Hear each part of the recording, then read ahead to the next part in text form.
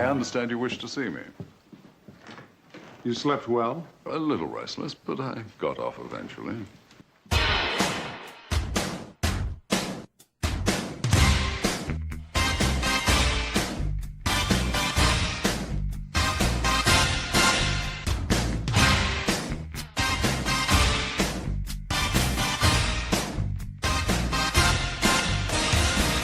You're listening to League Podcast, bounding through Bond. View to a Kill. I'm Matt Desson. I'm Roger Moore. I'd like to Roger Moore. I'm John Hunt. Clay Stallion. Inferno here. Yes, I thought of you immediately watching this movie, and when they said the horse's name is Inferno, I was like, "Oh, well, we got to make some jokes about that on the podcast." You're like, he's gonna love that. How come I don't have my name in there? Where's the Durson horse? I don't know, but anyways, yeah, this movie is just turned 40 years old, and we haven't done it yet. Actually, I was talking to Rachel, and she's like, "You haven't done all the Bond yet?"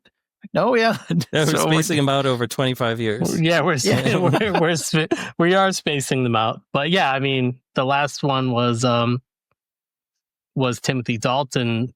That's right. Movies. Well, and yeah, we haven't done all of the. It's been we haven't done all the Connery Bonds. I think either. we've only done one. Yeah, we haven't done that many Connery. We did Goldfinger. Yeah, that's it. And I think that's it. That's it. No more. No, well, he's not that important in the Bond. Doctor. No. We were going to do Dr. No. We were all set. And then for some reason we changed our mind. But something happened. Fine. We will get there, as we like to say.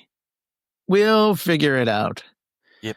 But this one it's sort of near and dear to my heart. This is the first one I ever saw, I think. Like, watched as a even as like a 10-year-old. I ever saw in the theater. I think so too. Yeah. And of course the song. The song. The song. That's the best part. That's probably one of the reasons I liked it so much. I was a fan of Duran, even at such a young age.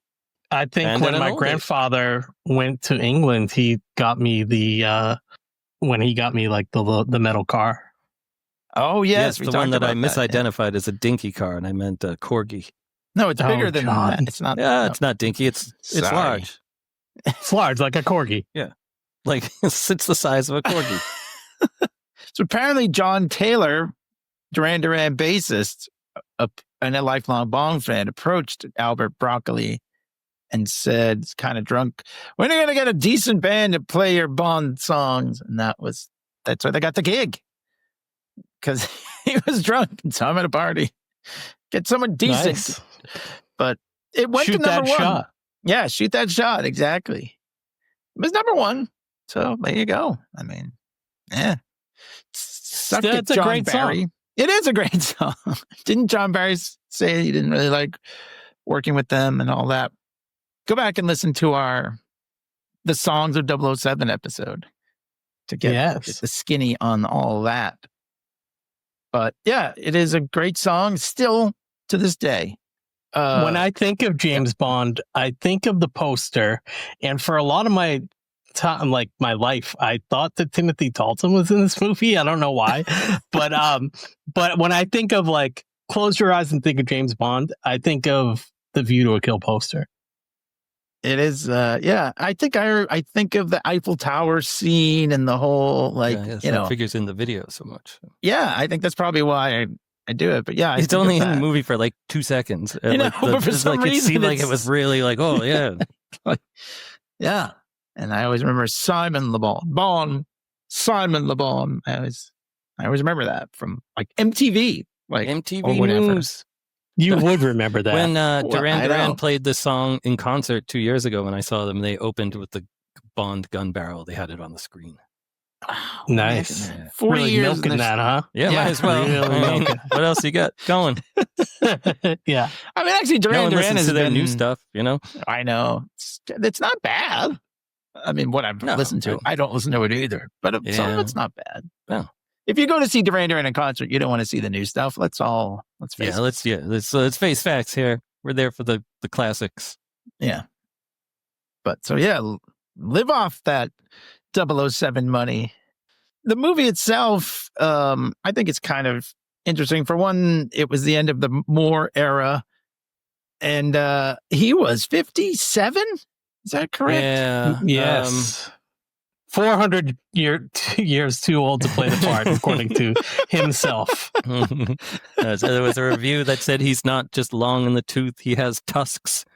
And oh yeah, and he got like a facelift, although he denied it. But he does always look very surprised throughout the movie. So there's a lot of that going on back then. My Mrs. Elder was like, "What is going on with his eyes?" He also dyed his hair, right? Oh, he's got like such helmet head in this. Like, there's a scene where they come and hit him from behind, and he gets knocked out. And I was like, if they hit him on the head, it wouldn't have worked. You know, the bat would have just broken. Sean Connery said that James Bond should be 35, 33 years old, and he just said Roger's too old. Meanwhile, Connery played Bond at 51, so like he's won the job. Yeah, he probably regretted that. Do you think? Because this is 1985 when he said that. Like when the movie came Bond out, in 1983. So Never Say Never Again, which is kind of the unwatchable Bond movie. So it's not an That'll official have one. to be like a That'll be our special Patreon episode. edition Patreon episode if we do that one. Yeah, it's gonna be a tough one. Renee, I mean, if we count the original Casino Royale, David Niven was also 57. Yeah, do we count that? That's not counting canon, that. is it? It's not canon. It's not. David Niven, I think, he was playing a different kind of Bond because it's right a spoof Bond. That's like So that's an unwatchable movie too. It is. All right. That's we'll never, not even as the Patreon. We're not even doing that. Yeah. That would have to be like someone gives us each $1,000 in cash. All right, I'll do it for $1,000. Moore was also, he broke his own record, actually. He was 55 when Octopussy came out in 1983. So go listen to our Octopussy episode, because that one's pretty funny, actually. This movie is really weird because it's like old people versus young people kind of thing. Like Christopher Walken and Grace Jones are like youthful and full of energy. And you get to that horse racing scene, and it's like Grandpa's Day Out, It's like those elderly buses that all drop out the people off at the breakfast place and the mall. That's it's painful to see that. Even as a kid, I was like, yeesh. One thing they could have done that they didn't was like I was watching like the Calvin Dyson review of it, and it's like they could have kind of done like, not really like Dark Knight Returns, but they could have done like James Bond is 57. Yeah. But they didn't like play it like but that. Then they were like, but he wouldn't be a spy still if he was 57. So I mean, they could have.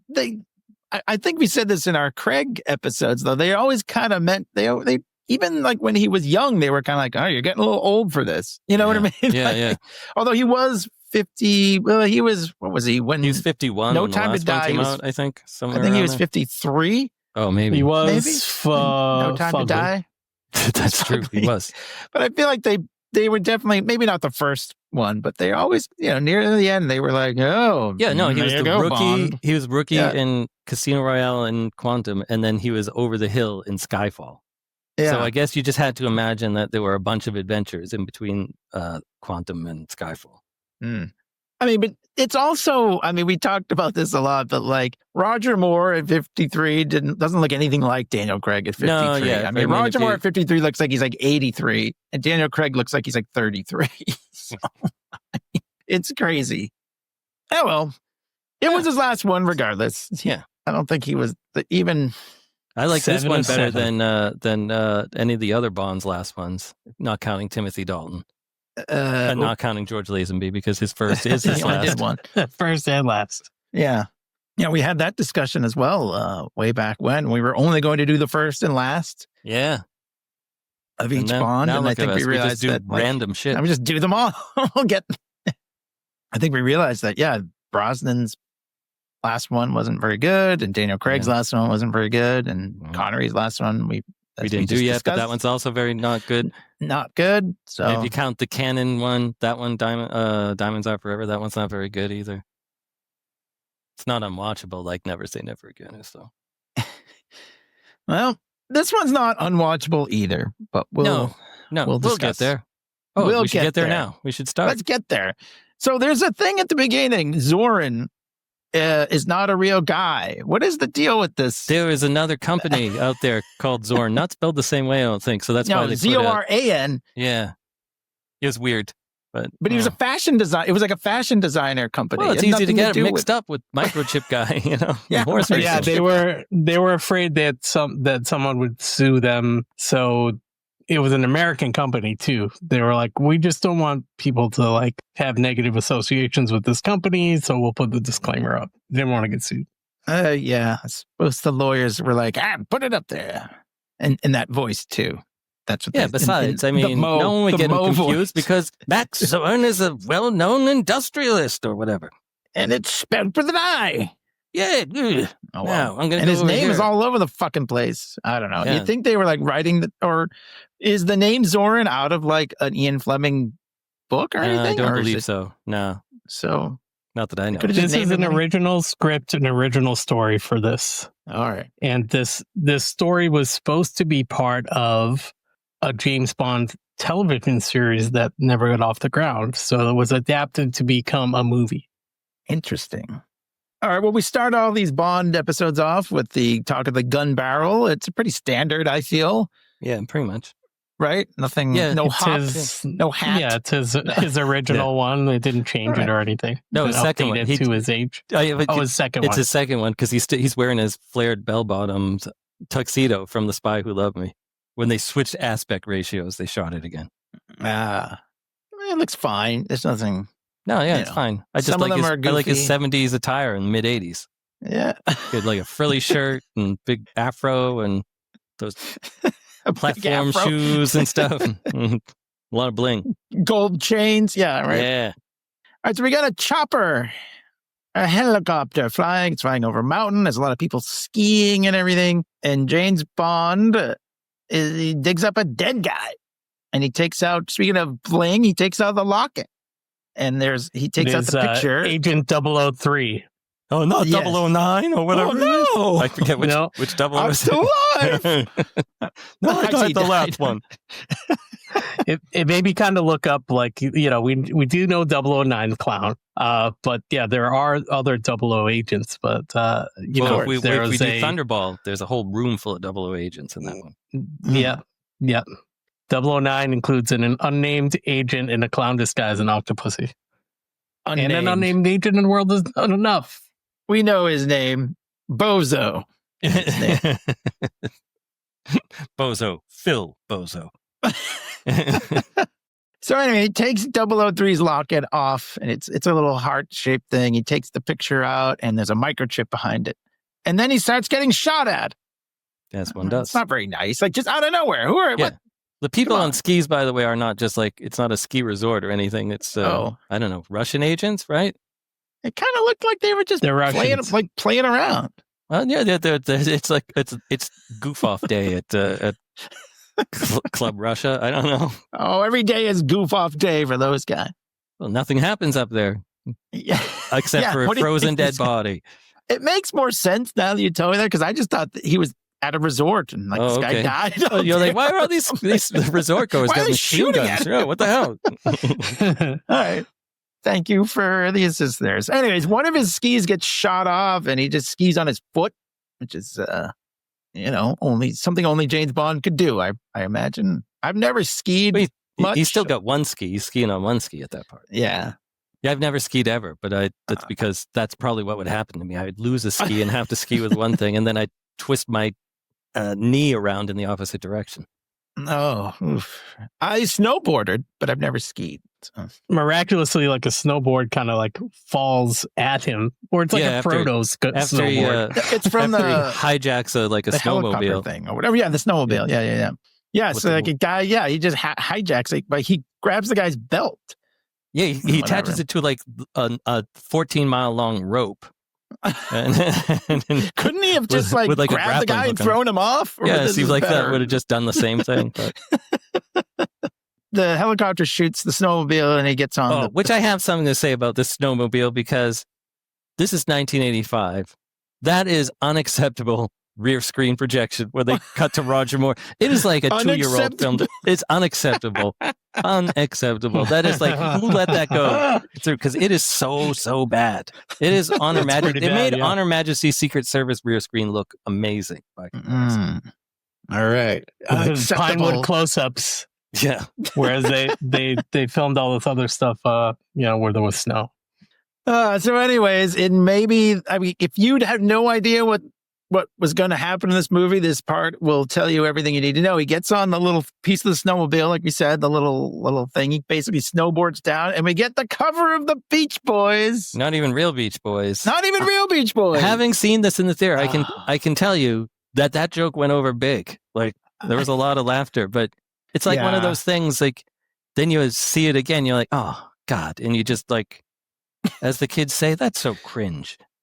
Yeah, I mean, right. That wasn't a term in 1985. Yeah, it wasn't yet. Yeah. But I can see it going over, big. Yeah. But I'm like, wow, there's a little tonal shift, huh? Because it fades out and then goes back into the serious music again. It's like oof, it doesn't work, guys. Well, if they used the Double Mint Gum jingle, that would have worked. Double pleasure in life, double baby full of life, 002 of life. There you go. Or the Mentos theme.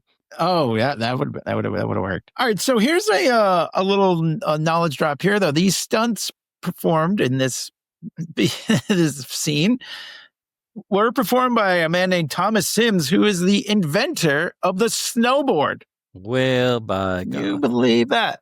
Now, I have no proof of this, but I was at a family reunion many years ago, and I was told that a relative of mine invented the snowmobile.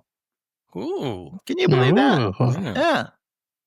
So I got to get in on some of that money. You think there's snowmobile money out there? Yeah, I'm sure there is. Waiting. You might have missed the height of it, but there's still probably some money in it. Yeah.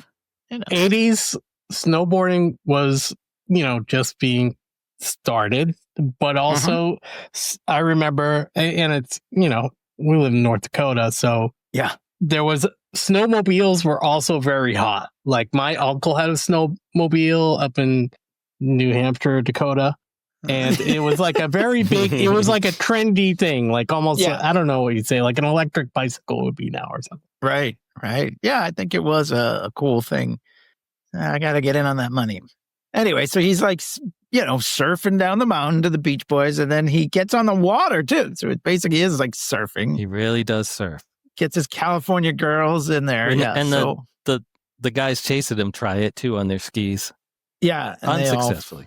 They all fall. Yeah, of course, because they can't do it. No. They're not double O's. Right. So then, the helicopter's still out there. They're shooting at him. He shoots the thing with a flare. I feel like that's something they've done in a few James Bond movies, actually. But maybe I'm just making it up. They've used flares, but I don't think they've shot him into a helicopter. Just shot a helicopter down. All right, well, that crashes. And there's an ice thing coming along, and a Union Jack comes iceberg. out. Oh, an iceberg. What did I call it? You called it an ice thing. Sure. And I wonder if that's the inspiration for Peggy Carter's What If, like Agent Carter shield. Maybe. It kind of looks exactly like that. Well, I mean, Britannia. Yes. So, of course, there's a hot girl driving the sub. Yeah, because it's a sub. She's like 19. And she's not. 400. I mean, the 19-year-old comes later. Oh yeah, she's not. I don't know how old this girl is, but she's not old. But she's beautiful. But he's like, she's like, did you get the stuff? And he's like, oh yeah, I've got caviar and I've got he's got like cheese vodka and vodka and a microchip. And I'm thinking, oh man, that poor woman. So like, where is there to go? Like, well, that's the thing. Yeah, he's like, stuck in an iceberg with a geriatric man for 5 days. Ugh. He like revs the engine and the sub speeds up and she like falls right down on him, and he's like, call me James. It's 5 days to Alaska. It's like, and all I got is cheese. And he's like, he's like taking off her clothes already. Yeah. Like, good Lord. He's stumbling to get out of his Depends. And look at, I'm just being mean. I'm almost that age myself. Well, I know. That's so you guys know that this was Kimberly Jones from Octopussy. Oh, is that okay? I did not know that. She's a recurring Bond girl. Mary Stavin. Octopussy. Anyway, probably smell like Octopussy when they get out of that.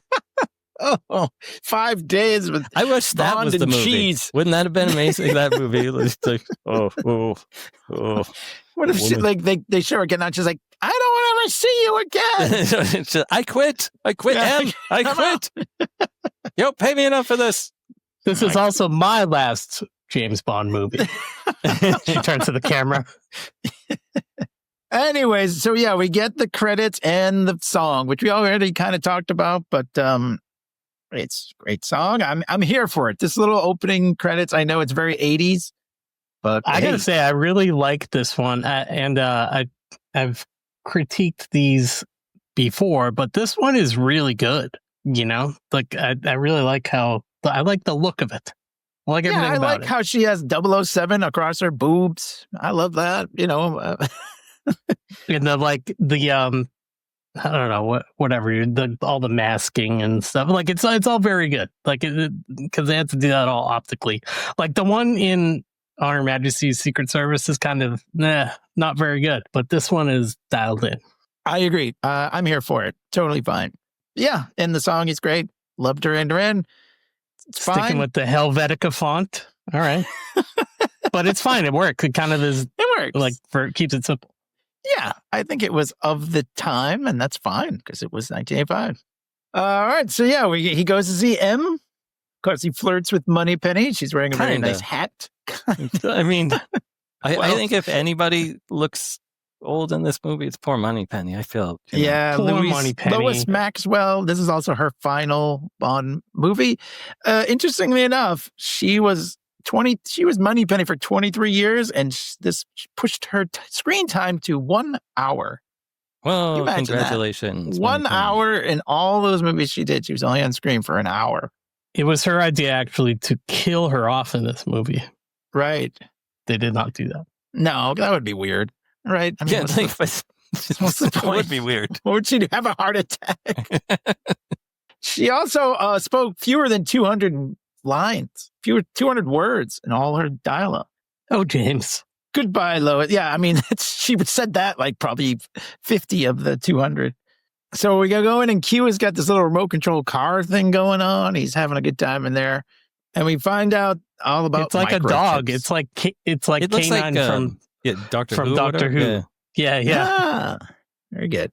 I have to say this about M, that if he had been available to do the Mr. Magoo movie that Leslie Nielsen did, he was a perfect match. Bond. And he's talking to a lampshade or something. Anyway, so we talk about microchips. We're talking about they're in everything now, but they would all be rendered useless by a nuclear blast. This is kind of the first time you ever hear about what do they call it? EMPs now. You're right. Like it's in everything now, and even GoldenEye. Yep. A few years from about 10 years from this, but Q's got one that's impervious to that, to any kind of nuclear blast. I'm sorry and ashamed that it's Desmond Llewellyn. No one corrected me, but I'm correcting myself. Sorry and ashamed. I thought you were talking about the guy from wasn't he on TV38? Oh, that's what it was. Doug Llewellyn was the guy. You're right. That was his name. I forgot. That's probably my brain did a mismatch. And Judge Wapner would have made a great Mr. Magoo as well. Magoo, yeah. My God, what a movie. It's like the Magoos. All three of them. It's the Magoo family reunion. It's like a multiverse. Yeah, right. Like all the Spider-Mans. This is all the Magoos. Oh, I love it. Let's do it. Anyway, so Q uses what he calls a micro comparator. I don't know what that is. I feel like he just made it up. So the Russians have this pipeline into this company. They're going to make all these microchips, and it's Zorin, Zorin, by the way. Not to be confused with the fashion designer. Right. Max Zorin, he's a leading French industrialist. We all know this. Yeah. That's what I like about the Minister of Defense. He's always like, what?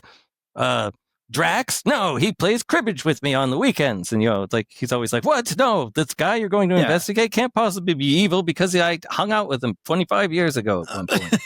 It's not a very good Minister of Defense. Everybody was like quite bad. A spy.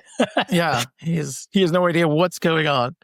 But it's good because they have to, he's the stand-in for us. They have to explain all this stuff. So, he's a French industrialist, and they want to send James Bond to check him out because they're a little suspicious.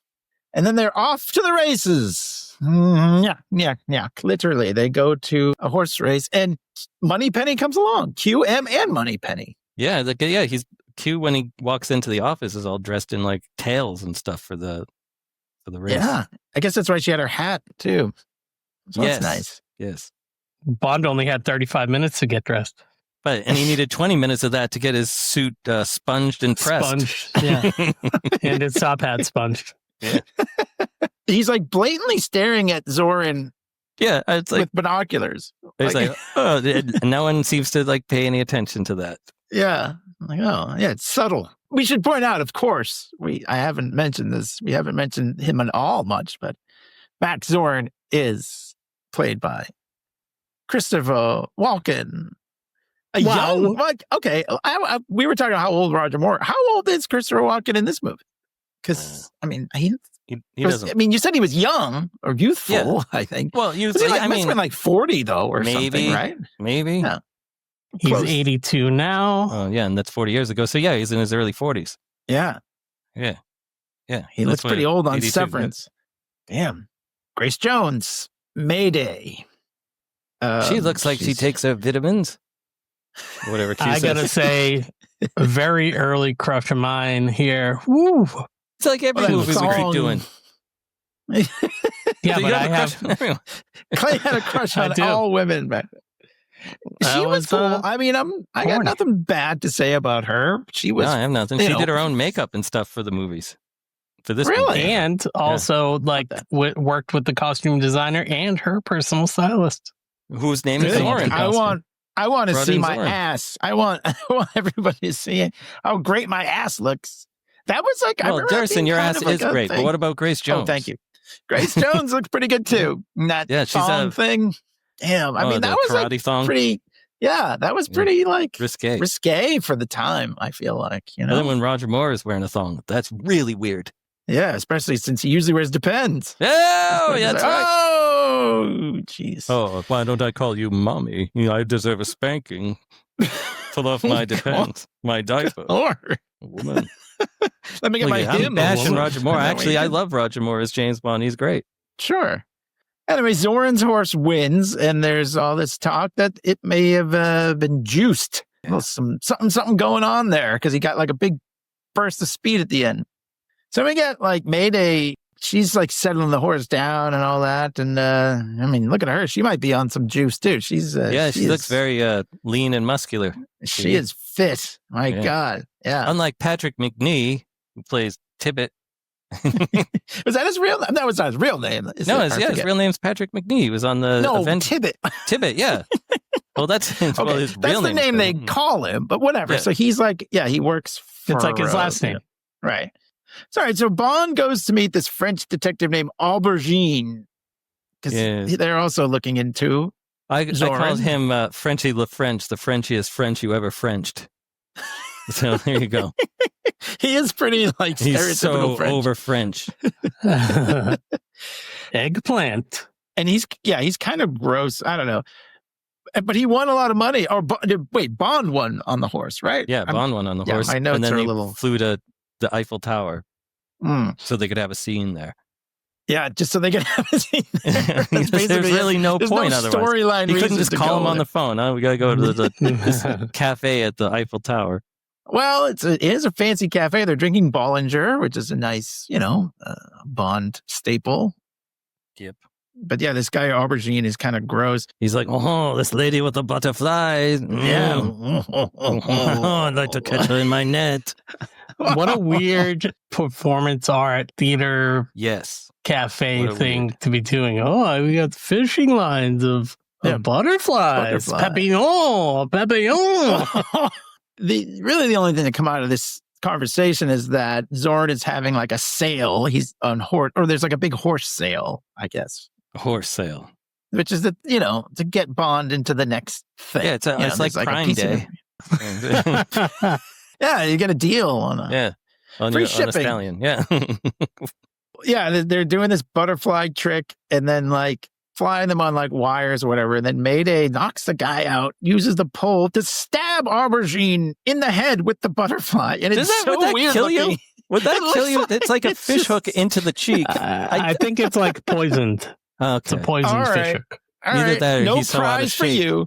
He's so out of shape, he had a heart attack and died. And then Roger Moore is like very like reverent of the dead. He's like, oh, there's a fly in his soup. I couldn't help myself. He says there's a fly in his soup. That's crazy. Jerk. And then he just runs out of there. Yeah. And he's running up the Eiffel Tower after Mayday, and she uses her like butterfly pole thing to like tie him up, which is kind of crazy. That's a preview of things to come. Yes. Ho, ho, ho. So that she keeps running, they're climbing up, and then like it's kind of like a famous, I don't know if it's famous, but in my mind it is. She just jumps off the Eiffel Tower and a parachute opens. And you can see the little platform at the top of the tower that he ran off of. That was the knowledge drop I was going to say. Oh, the stuntman was like... there's still more knowledge though, right? You got more knowledge? Well, just that there was... The stuntman was like, I need a little bit more clearance, so they put a diving board up there. Oh, I've got a little knowledge drop then.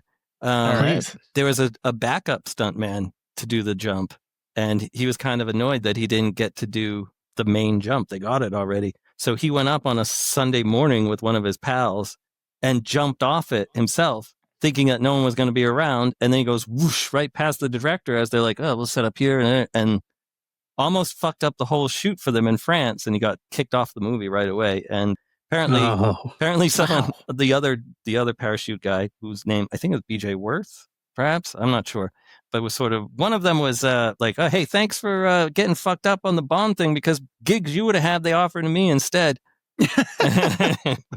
Yeah, you don't need to showboat. This is but this look is a at movie. your loss is my gain. You idiot. I'm almost on that other guy's side too. It's like kind of like, how often are you going to get a chance even mess up your whole career to jump off the Eiffel Tower? Maybe do it when there's not anybody any else too. Yeah. Though. Yeah, I don't know. Who cares? It's called being a professional. It's doing the job. I guess I'm more of a bad boy. Yeah, you're the punk rock guy. Like that'd be hard on your knees landing anyway. Why would you want to do that? Well, yeah, I'm scared of fights, so I would never do that. I wouldn't jump off the Eiffel Tower, not for any reason. But I barely jump off the porch. At the couch. I hurt my back when I do that. So anyways, Bond gets on the top of the elevator car. He's riding down. He gets down to the bottom. He throws the parachute goes for miles too. She's like parachuting like it's like what is going on there? But he jumps into the car and he says, "Follow that parachute" or whatever. He's like, "Oh, there's a French." Yeah, the guy is so. Oh my God, French. Is that what he is? Oh, some more French. Le French. Sacre bleu, French. Oh my God, my car. It's a Renault, actually. The ugly 80s cars in this movie. They really are. And he is like, this is like, it's literally like the 80s. It is a scene from the Dukes of Hazzard. Like he is driving. Here's the point in the movie where you take a shot every time you spot the stuntman for Roger Moore. You know, you're wasted by the time he gets to the boat. Yeah, I know. It'd be done in 5 minutes. You'd be on the floor. All right, so yeah, the roof gets taken off. Like it's like Smokey and the Bandit. Like it's like, and then the car is my favorite part. The car is literally split in half. Yeah, I wonder how that keeps working without like a gas tank and engine. Yeah. But I'm going with it. It's all right. You gotta go. was a kid, I thought that was the coolest thing ever. I don't care that it makes no sense. I mean, it's still my one lasting memory of this movie. Like half a That's car. fine. Yeah, half a car. Jumps onto the top of a bus too at one point before it gets split in half. The stunts are cool. They're great. I mean, it's fine. This was, like I said, Smokey and the Bandit, Dukes of Hazzard, whatever, Cannonball Run, like cars. It was a big thing in the 80s, like doing these kinds of car stunts and stuff. This was actually done so they had a magnet that would split the car in half. And they did put like a mini fuel tank in the front of the car so it would drive for a very short distance. But yeah. Oh, that's great. That's how they did it. A little knowledge drop. Thank you. Goodbye. Good night, everybody. All right, yeah, the end. So anyways, Mayday finally lands on top of a boat on whatever. It's probably the Seine or whatever, the river. They're having like a wedding, and the band is actually playing ViewToAKill, which I thought was a fun little thing. Yeah. I don't know. Just a little more like in the last movie. So yeah, like in the last movie where he played the Bond theme on his flute there. Played the Bond theme. Yeah, remember like you'll the know snake your contacts. When He'll play. Yeah, when you The snake drummer, yeah. Yeah. VJ. But here, a little bit of continuity gaffe. So Bond jumps off the bridge onto the boat to try to catch up to Mayday, who hops onto another boat that's driven by Zorin, who, like, if you're trying to be a bad guy and keep it, like, they try out laughing each other, first of all. And I'm trying not to be too suspicious. You should have a henchman doing the boat thing. But but Bond jumps down and then through the roof onto the wedding cake, which somehow he's completely he doesn't have any icing or frosting on him. And then they cut to the shot outside. No, just kidding. They cut to the shot outside, and there's no hole in the roof of that boat. So, you must be self self-sealing. There's my note. Self-sealing. After just going to my niece's wedding, I can tell you that if James Bond had fallen through the roof of the tent that we were in, and that would have been a big deal. My dad would have killed them. Yeah, well, my dad would have killed them. Hey, he gives them part of the cake. The cooks there come out with like brandishing like giant knives and stuff to kill him with. The French knife. Yeah, the knife. My dad was on the You disrespect my dad. So anyway, yeah, they laugh and laugh. Yeah, you're right. Like, I was investigating that guy, but obviously he's a bad guy because he's in cahoots with this lady who just killed this guy. Yeah. For no reason. Why'd they kill that guy anyway? He had no point. Yeah, that doesn't matter. They could have just not done anything. She didn't even have to show up. She'd be like, what's the point? He's just a weird French guy who likes his soup and his butterfly ladies. His ladies, yeah.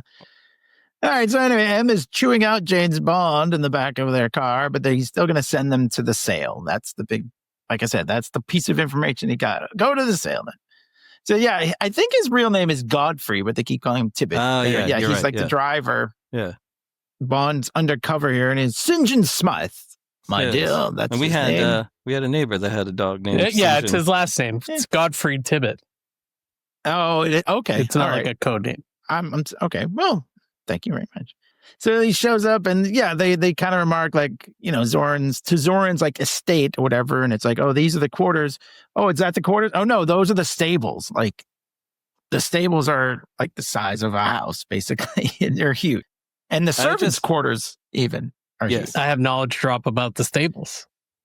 Where they actually filmed it, they did work it into the dialogue a little later with Christopher Walken in a slightly different way. But the guy that the Duke or whoever who built this castle thought that he would be reincarnated as a donkey. So he made these really elaborate stables. And so that's why. What happens if he was reincarnated as a donkey, but like halfway across the world? That was pretty poor planning. I don't think he considered that.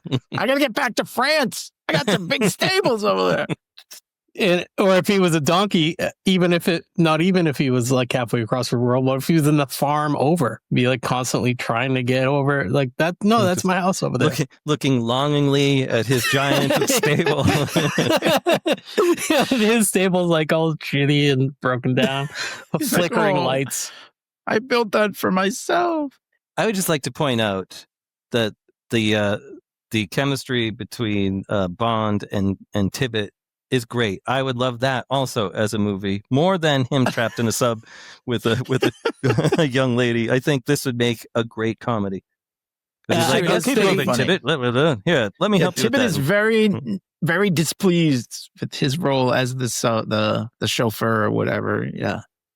They knew each other when they both came to Hollywood, and he was on Avengers and Roger Moore was on The Saint. So they kind of had a relationship. Yeah, they also beforehand. played Interesting. Sherlock and Watson in a TV movie. Oh, wow. All right. Mary So they did Jane have, Watson? Mary Jane Watson. So yeah, he does. There was like a funny thing where he kind of just throws the bags down there because he's always like, "Come along now, Tibbet," and he's just kind of like, Quit wheezing, Tibbet. Yeah, it's pretty funny. So anyway, so Pegasus, Zorin's big, the main horse who won the race the other day. He's got a brother, and he's expecting to get $3 million for that. So he's like the prize of the auction that they're having. What the a sale, stud. The Prime Day sale. Stud Prime Day. So anyway, Tibbet goes around snooping, and he actually goes into the stables, and there's no horses in there; they're empty. It's kind of weird. And James Are you here, Bond donkey? he's going to his quarters, and he meets Jenny Flex, and he says, "Of course you are." Classic, Yes, and that's classic Bond. that's the bag lady from Indiana Jones and the Last Crusade. That's right. Elsa, It's- go listen to our Elsa. episode. Did we do that one? I don't know. no, we didn't do that one. Okay, didn't get there. What's her name? What the hell is her name? Alison I forgot her. Doody. Allison Doody. Yes, Didn't thank you. get there. And at the time, she was 19 years old. Oh, see, So- there is a 19-year-old in this movie. Like I said, just mixed That's them what up. I said. I said, wait, we'll Yeah. get we'll get I to know, the 19. I know. I'm just doing a callback to the beginning of the show in case any listeners, which we In don't case someone have just any, popped in made it to you. right now. In case you enjoyed this in the middle of this episode. If you weren't here, if you did the skip ahead thing, yeah, we talked about it. Anyways, so and they have all it. If she was just a girl, if I didn't know she was 19, but I hadn't happened to read it before, because they're like, oh yes, I love her. Or, I love an early morning ride. Oh, yeah, I'm an early riser Yes. myself. Yes, Would I take my Viagra, if you know what I mean? when I get my hymns. Yes. I'm talking about sex. I'm not even going to beat around the bush, if you know what I mean. That's right. Oh yes. Hey. Or do you shave down there?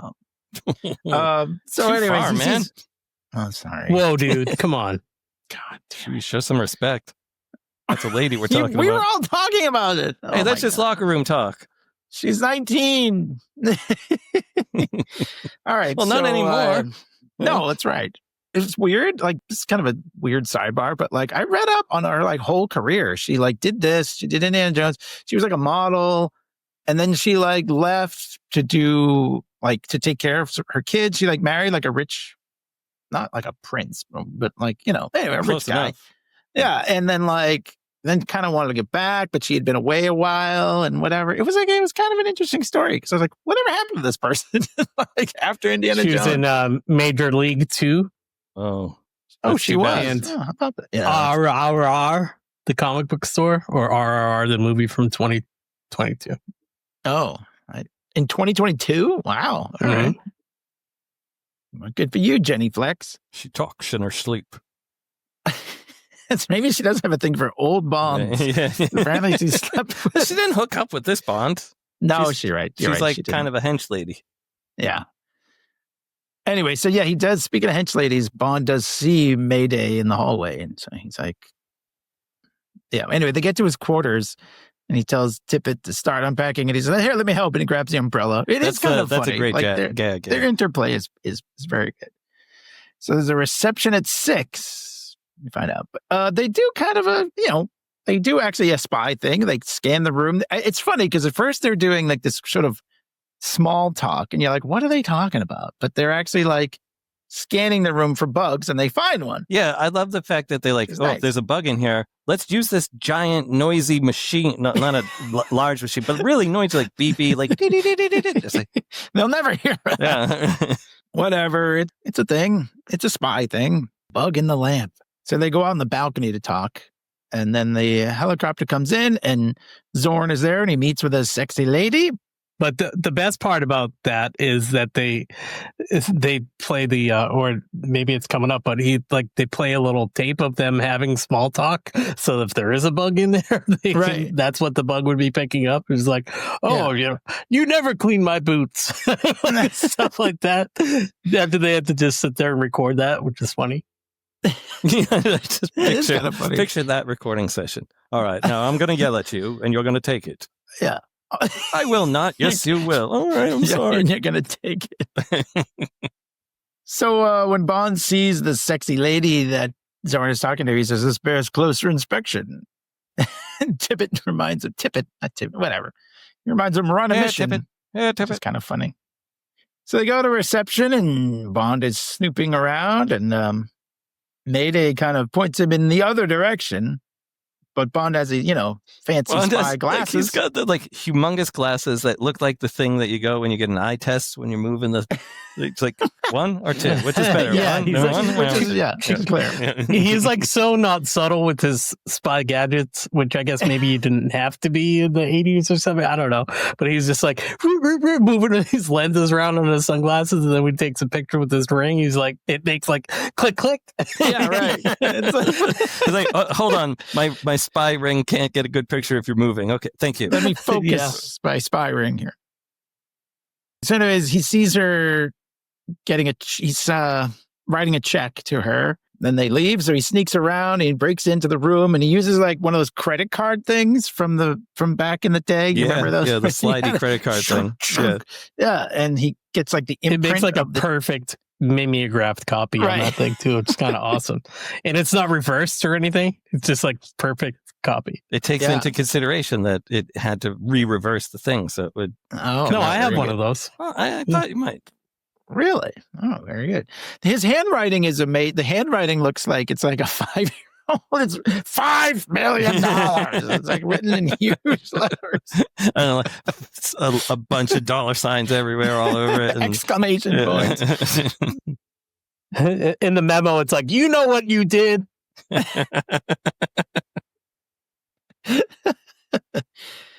So anyways, there's a really, really old guy catches Bond leaving, and he says, oh, St. John Smythe. It's James St. John Smythe. And I would like to point out this guy is the least scary. No, I'm kidding. He looks like the most stereotypical German former Nazi spy ever. Plus, I do not know how he sees past his own eyebrows, because his those eyebrows things are out of control. They are ridiculous.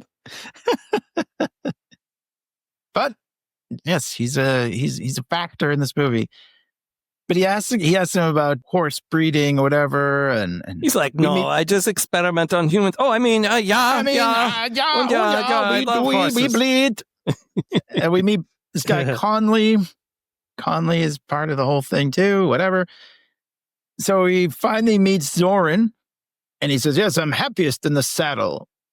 And I don't know, he asked about fishing or something? Yeah, because of fly fish, because the guy got the hook in his face. I don't know if I'm remembering that Frenchy properly. the French.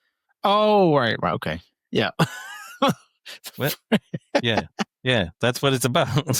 Frenchy the French. Yes. He's not being subtle, and you're being like Zorin in this case. Oh, I guess get it. I missed it. I completely missed it. Yeah, what do you mean? I don't fishing. Yeah. Well, what about butterfly fishing? So how about that? What about killing people with butterfly? Yeah, Yeah. What about just plain out murder? I don't know what you're talking about. He goes to meet the sexy lady that got the $5 million check. This is Tanya Roberts. Yeah, also known for Charlie's Angels. Yeah, and kind of a nice Shanna, whatever that jungle lady movie was. Yeah, and she was the hot mom on back the 70s show. Oh, really? Oh, yeah, very good. And she passed away kind of recently. Oh, yeah. Sorry about that. Yeah. At the time of this recording, if you're listening to this way in the future, not that recently. She died a long time ago. Something about she had special contacts. 2021, she passed. R.I.P. But she was reported to be dead, and then her boyfriend was like, "No, she's still alive." And then 2 days later, she actually died. Oh, it's weird. Yeah, I haven't killed her yet. No, I'm working on it. Not into horses, apparently, though. But yeah, she had cool contacts, which was kind of like a crazy they're, thing. They're in the very 80s. blue. Yeah. Yeah. Those aren't real. Wow. Zorin sees them talking and he tells Mayday to get her away from Bond. And she's like, wow, that old Yeah, she's like, geriatric man looks kind of familiar to me somehow. Yeah. It's like, well, didn't Like he chase me yesterday. up the Eiffel Tower? Yeah. Like, what do you mean? That's like just Looks familiar. couldn't have come up with something better than that. You know, Yeah, maybe she that was bonked her weird. head or something on the when she was was parachuting down. and she's had temporary amnesia. Anything would have been better than just her forgetting him. Yeah, that was weird. Why Anyway, are there he- so many people in powdered wigs and like I was gonna say something about costumes? like Thomas Jefferson grabs her bags as she gets off the helicopter. Yeah, I guess all the valets or whatever needed to dress up that day. But they're also like having champagne and drinking. It's like, I thought we were just here to It's buy like horses. cosplay Yeah, I for guess- horse people. horse people are they're all old. It's a big day. They Prime also day. all Yeah, signed Prime the Day. Declaration of Independence. Apparently, So he goes to sort of lead, the girl away, Tanya Roberts away, and then Bond gets all creepy. He's like, "Oh, now I shall be all alone." Yeah. Oh, Ugh. man. Like I felt bad for her right then. It's like, yeah, you will be, Oh, buddy. jeez. Anyway, Tippett is down in the stables, and Bond grabs him from behind. It's like, what? Why don't you just say, "Hey, it's me"? Just say, "Hey, man, what's up?" Hey, I'm here too. Keep it quiet. So they take this elevator down. Like they find like a hidden It's like a button elevator or something. Yeah. Yeah. Well, it takes the little horse stable thing down. Yeah. Horse pen, I guess, is what it is. Meanwhile, they cut to his room and there's like fake snoring because they're like, because they're spying on him and they're like, how's he doing? And it's like the fakest like snoring, like Yeah, I guess yeah. he's sleeping. Ferris Like, I mean, Bueller. really? Yeah, really. Yeah. He is old. Maybe he does snore like that. Yeah, right. He didn't have a CPAP. Yeah. But they're down. The elevator leads down into this lab, and then they kind of find like all like the horse steroids or whatever. And Yeah. Well, I also want to point out that these two look like they're ready to go get on that the senior bus and get dropped off at the mall for the 10 a.m. mall walk because that tracksuit he's wearing is so adorable. You know? what did they use to Isn't that dial-a-bat? Yeah. Do you remember the dial-a-bat? Wasn't that what they used to call it around? Yeah. It's like that. My grandfather used to take the seniors to the mall every Tuesday on a bus. Nice. He used to drive the bus. So that's Nice. that's why I keep referring to that because that's all I could think of. There's apparently like they kind of figure out the whole thing. It's like a microchip in the, what do they call that thing that the jockey uses to like with The Hardy thing. There's like a name. Like I know there's a Like name. a in switch. No. Yeah, but maybe it there's- is, but it's something like that. Yeah, I can't think of whatever. it now. But it's like a whip, but not. Right. Whatever it is, that thing. My dad probably knows because he used I to. don't know. A lot of sex Be in people it. like that thing. So the 50 Shades of Grey thing. yeah. So anyways, but the point is there's like a microchip in there and it activates the steroids. And so the horse avoids fatigue, apparently. Fatigue. Fatigue. That's how I remember how to spell it. Some kid in first grade said it the wrong way when he was reading it. So I was like, oh, fatigue, fatigue. Got it. I remember a girl, I don't think it was first grade though. It was probably a little higher, which is embarrassing. But she said transfusion. Oh, And she meant transfusion. And I was like, oh, that's rough. I But she gotta said get it a- with such like, she knew, like she was so sure of herself that I couldn't help but just be like, oh, you oh, poor girl. She was like, oh, transfusion? I Don't remember her transfusion name. me. I don't even remember her name. Anyway, so they go down, they see a whole warehouse of microchips. And then these two bad guys come, they find them. And this is maybe one of the lamest fight scenes you'll ever see. I don't know. Yeah, I mean, I know Moore was getting old, but I mean, and I know you said you're kind of close in age, but you could probably punch a guy better than this. you yeah. know? Well, like when I'm not that close, I still have a few more Right. years, but I don't think like people just didn't work out back then. You know, this idea of exercising would have been to do, breathing or something. And those are Elbow just called bends. jockey sticks, I think. 'Cause I looked it up. Oh, Or I a thought they had jockey real whip. name. But yeah. Or whip. Yeah. Yeah. All right. But yeah, Chips, this is dips. like chains whips. Yeah, I definitely could take these two guys by myself because. But I it's mean, like, they do that thing. I think that we even talked about this in our Octopus episode. Like his punches are like he reels his fist like way back and then just like, yeah, they're very like, movie it's punch. so, yeah, it's There's a lot so of, like, bad. While he's winding back, the other guy could have just punched him in the nose. It's just like, hey, oof, kicked him in the head or whatever. Like, Yeah, kick him in the nards. And then he puts the guy on like the conveyor belt and it like wraps him all up. And, like, First of I all, love like at my dad's work when we were doing it. newspapers, that we had one of those strapping machines, and those things broke constantly. The fact that they were that no one was there looking at it or to man it at that time is the most unrealistic thing in this movie. Well, maybe that's what these guys are doing down there. You know, Why maybe weren't they were there the manning. whole time? what I'm Take a saying. pee break. Well, I could go for one. You of can those understand. too. You can yeah. understand that. I love how it boxed the guy up. It's just like it's ridiculous and silly and I love it. And he's fun. Oh, and by the way, you were talking about working out. Like Hugh Jackman is now 57 years old. Like when he looks just like got Roger ready, Moore. so he can play Bond. when he got ready for Deadpool Wolverine, I'm sure it was like, fucking only chicken breast and like steroids. lifting. They used like a body double for a lot of that movie. I heard. I don't know if that's true. okay. Matt. What? That's what I heard. ViewToAKill? I mean, he's in way. I mean, he's in amazing shape. I'm just but I don't saying, think like he's in now, if you're 57 now. and you're James Bond or Wolverine, you work out. right. Well, that's what I mean. Like You Daniel can't get away Craig with- looked way better as than Roger Moore ever will ever did. Even when Roger Moore was in his prime. But It was a different Now time. he's dead. different time. Dead. But yeah, Bond, of course. I mean, I'm okay with this because he says, "What happened?" He says, "Oh, he's all wrapped up." After Boom. the guy in the Also, conveyor belt. Yeah. Tibbet, he wasn't any help. No, Like, Bond had to save him, didn't it was like, what did he just Yeah. trip over his own shoelace or something? I don't know. I'm not much use. Sorry, man. So this is the next we have sort of the scandalous thong scene where Mayday and Zorin are sort of not kickboxing. I don't know what it is that karate. they're doing. Kung yeah, fu. it's like karate. Yeah. Yeah. But he like gets her down and they kiss and it's all This is like, that like that's a whoa. struggle to see who's the top at that part. Yeah. I But like he it. wins. Yeah, it's like Brokeback Mountain kind of thing. Over the man and a woman. A woman. Oh, woman. Then there's a security alert and Zorin says, well, all right, let's see where Mr. Smythe is. Oh, that wasn't good. That wasn't good, Chris. That's worse than mine. I haven't even done it yet. So they want to like look on his room and he's not there. So he's running back. The tape ran out 5 minutes ago. I should have snored. We should have got a 45-minute tape instead of a 30. But I was getting tired of snoring. Those audio tapes, like sometimes.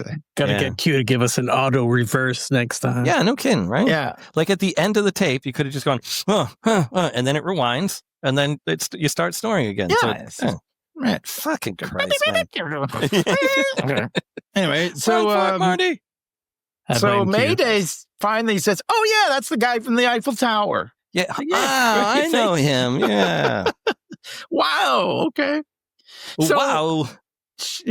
She goes to her. She's wearing like a robe. She put on like because they actually showed her like They're starting to take her undress. clothes off, and was like, Just well, kind just of follow like, her. Wow, wow, wow. Yeah. My God. So she goes to her room and Bond is there. That was like his way. I have a knowledge out. drop. I don't know if this is true or not, alright. but Roger Moore didn't really care much for Grace Jones because she used to play loud music when in the dressing room next to him. And as a practical joke, this was one of the things I would have said in a Christopher Walken voice if I could have done it, but she pulled out a large rubber phallus. And She did. and I don't think she A thought black dildo. Yeah, I don't think he didn't really like in his autobiography. He was like, "Oh, that was very funny," but I think in reality, he was like, "What At the the time- fuck is with you?"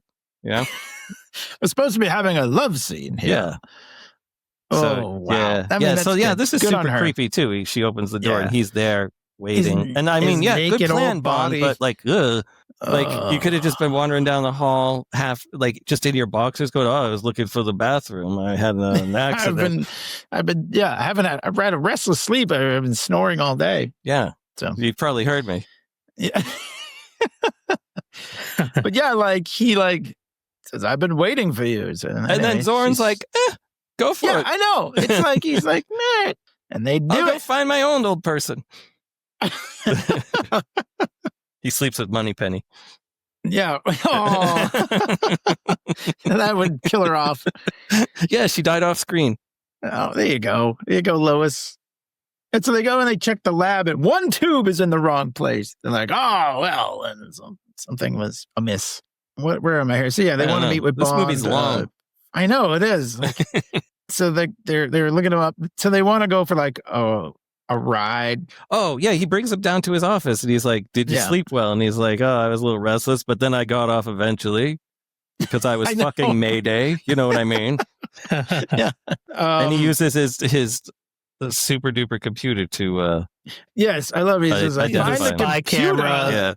Oh, I shouldn't And then even... like it like digitizes his face like reverse like mosaic. It looks like Earl Weaver baseball. Amiga. Yeah. And He he's says, like, computers, they help run the business. Let's look find at that the computer horse. indispensable.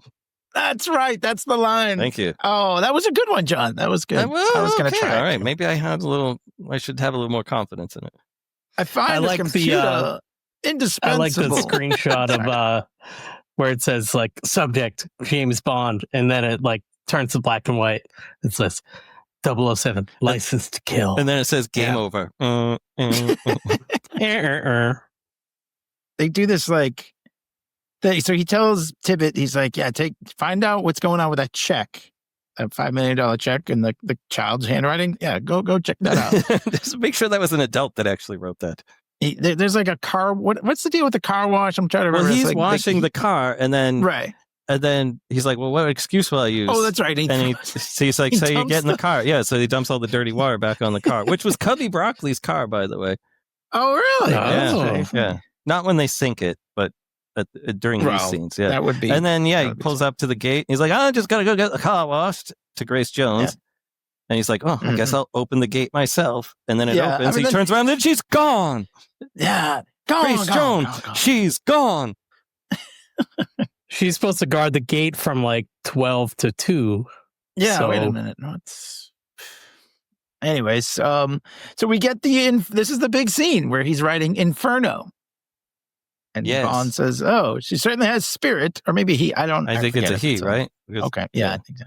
They get to the horses and James Bond says, "It's a little spirited. What's his name?" And Christopher Walken says, "Clay Inferno." Clay Inferno. Inferno. And then he's got a few goons on horses too. Right.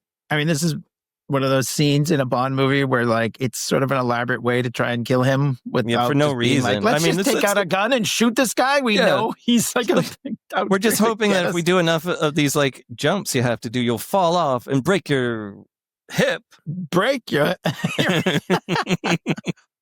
It's like the dressage or whatever like is hard enough, but they like booby trap it, like move the high jump things up. And did he have this stuff just in case a British spy was going to come by? Yeah, why? I mean, you could seriously hurt yourself just riding a horse. Yeah, not doing anything. You need to have like all these special.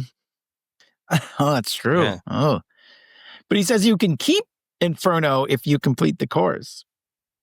So yeah, he's like. And then he just tries to like punch him off the horse. That's weird. It's like, but at no point do we see Roger Moore's face in this I know. ever. It's great. At no point. Not even in like... Take a shot. Like... Well, no, actually, he's riding the horse when he comes up and I guess so. Up next to him. I was like, oh, that's really him right there. But yeah, one shot. Anytime that it's going fast, no Roger Moore face. Yeah, the stunt guy is obviously trying to hide his face. Yeah.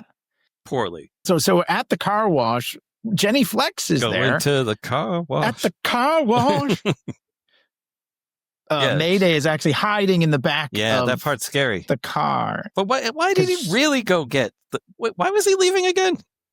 to check on the check to find out what's going on with the check. But why did he go to the car wash? Why did he go check on the check? Why did he really go? Why did he really go to the car wash? I guess that's the thing. Like, that was the cover story, you idiot.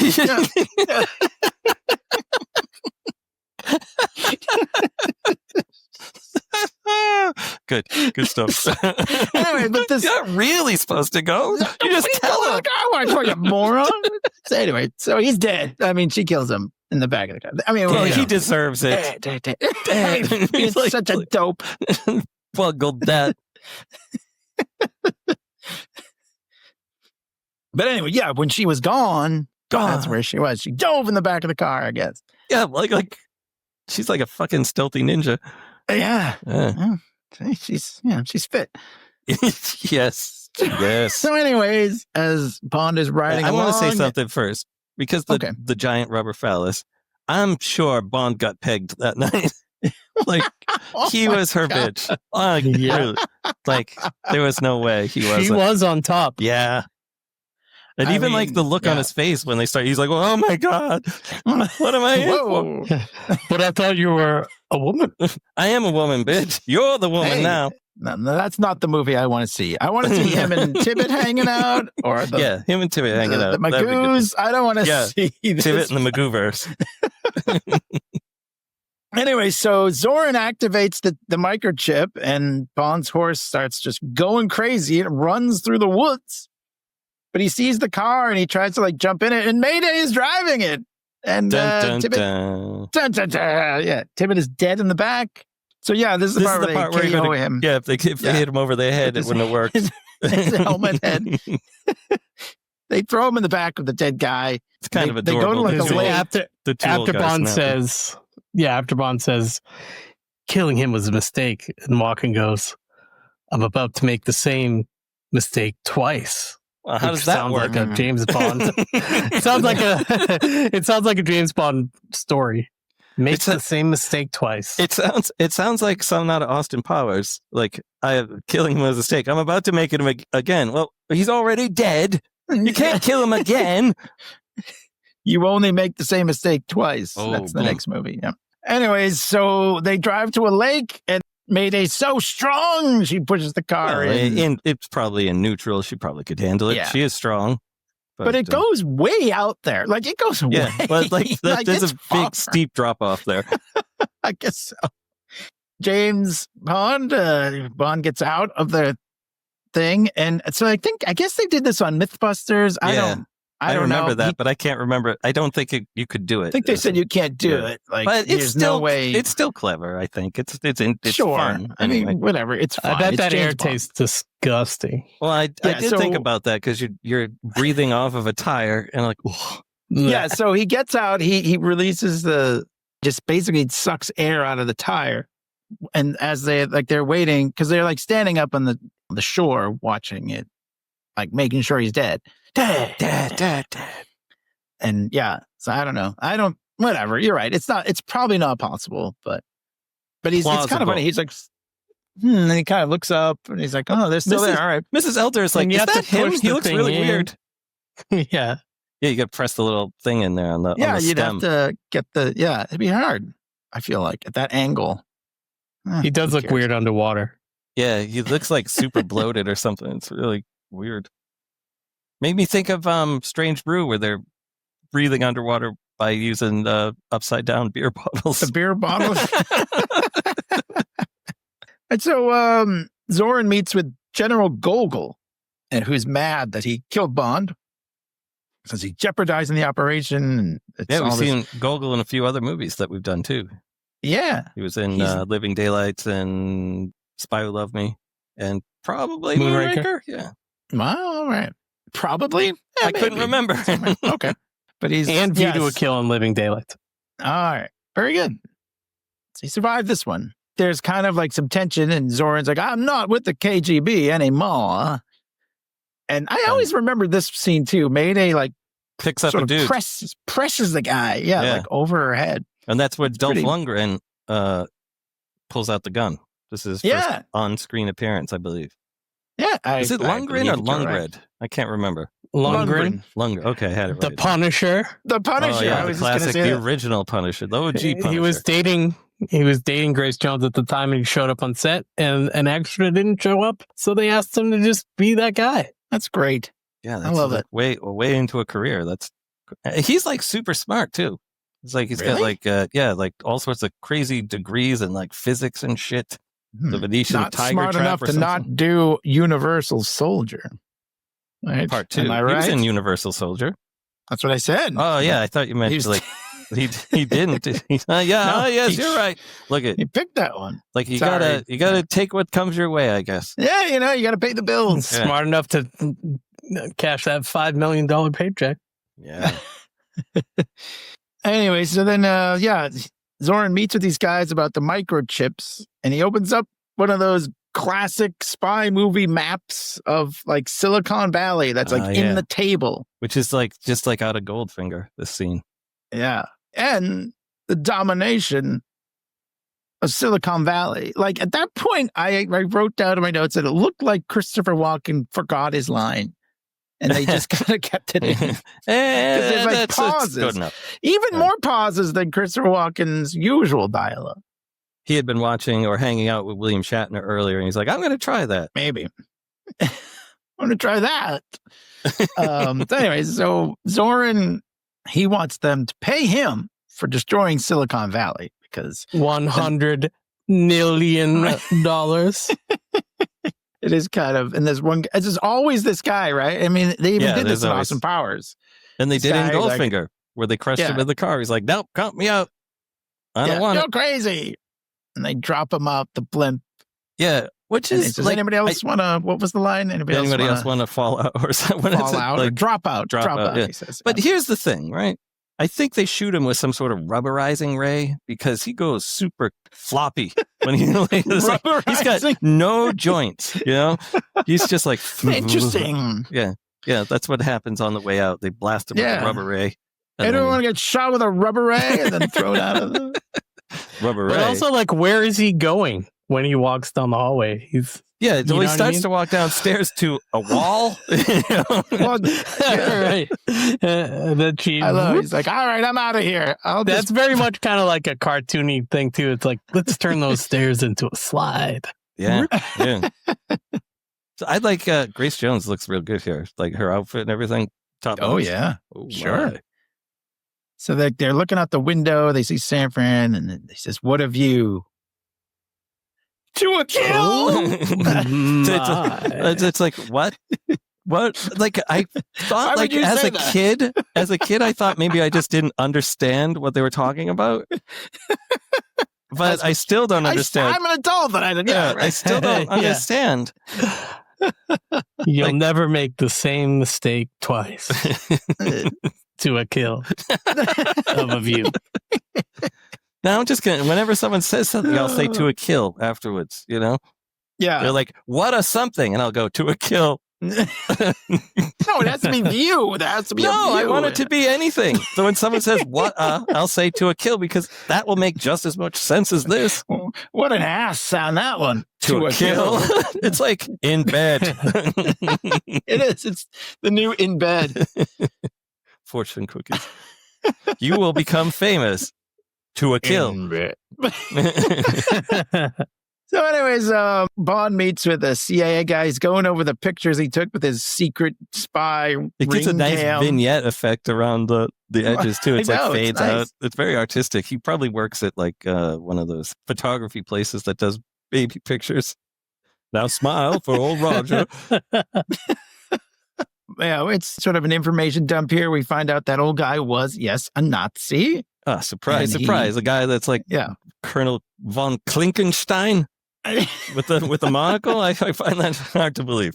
He was experimenting on, Jewish prisoners and pregnant women. He would inject them with steroids and whatever. And made them apparently- psycho babies. Yeah, basically, that was the thing. Zorin was one of those babies, apparently. So, yeah, he was like 40, right? Yeah. Because that was hard. It's the correct age. And I've been down to that area, like in San Fran. Actually, a Oh, lot of these locations I had seen when I was out there. Interesting. As have I. Yeah. Because I found out that the my. trolleys are only used by tourists. No one actually really uses them. So every time I see main characters using them, I'm like, oh, fucking tourists. So we find out also that the check has not been cashed yet, which is That's because when she tried to cash it, they're like, you're fucking, a kid wrote this. We're not this cashing isn't a real check. Yeah, come on. Yeah, like there's some kind of like, so Zorin opened like an oil pumping station in the bay, and like I guess like the crab people were like, oh, them crabs disappeared. And he's like, did they go away? And they're like, no, it just disappeared. So they went away. So they went away. So they left. In a manner of speaking, I guess. So he goes down to check it out. We get some scuba diving. They turn on this part pump. Is unclear too. With like he runs into other spies there. Yeah, they're like the CIA people, right? I thought they were Russian. Oh, maybe you're right. No, they are Russian because he meets up with this Gogo, girl. yeah. His other But when girl I first here. saw it, I was like, what's going on? Because he doesn't like they cut to these other guys listening and they cut back to Bond, but he's not really giving them any. He's not really paying attention. It's like he didn't notice them, and I was like, this is weird. This is bad storytelling right here. This is just as bad as it is. Mayday didn't recognize him, kind of right. I think this is just an excuse to get him in the hot tub with that. Yeah, and do the Austin girl. Powers. But yeah, they do like a whole thing where like they're trying to suck him into the propeller, and he kind of sticks his More tank power. in there. Oh, that's later. But that's he's like, I wanted it like 150%. Turn it on. Yeah. Mayday. Yeah, I think like Mayday catches one of those. Well, yeah, because he gets it. He takes his oxygen tank off. It gets stuck in the propeller. Essentially, like signing the death warrant of the other spies because they think, they're the ones. They assume they were the one who sabotaged. Yeah, sabotaged.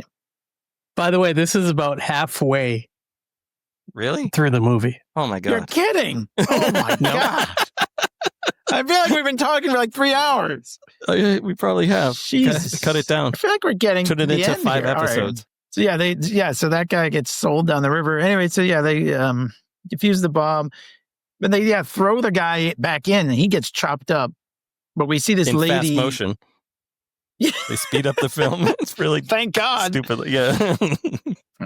So he's so long. So like this woman, Paula Ivanova. She literally has like a Maxell tape. Yeah. Like, she throws her little Walkman off to the side. I have a knowledge drop here. Originally, they'd scripted it to be Agent XXX from The Spy Who Loved Me, but Barbara Bach, is it Barbara Bach or is it Mrs. Ringo Starr didn't come back, so they just changed it. And like conveniently, like her top is sort of ripped off. She's wearing like a tank top, or just conveniently. So they get in her Ferrari. I mean, I think it's a Ferrari. No, it's a Corvette. Nice. It's a Corvette. Oh, I'm sorry, Corvette. But they are being followed. Dun dun dun. So we get this hot tub scene, which is kind of ridiculous. I mean, it makes no sense. But yes, it's just stupid. It's just so they an old man in a hot tub with a girl. It's creepy. Like even as a kid, I was like seeing Roger Moore's like bare legs walking in front of the camera. I was like, oh no, come on. And then when he hops back in the tub, you're almost like, oh, I almost caught a glimpse.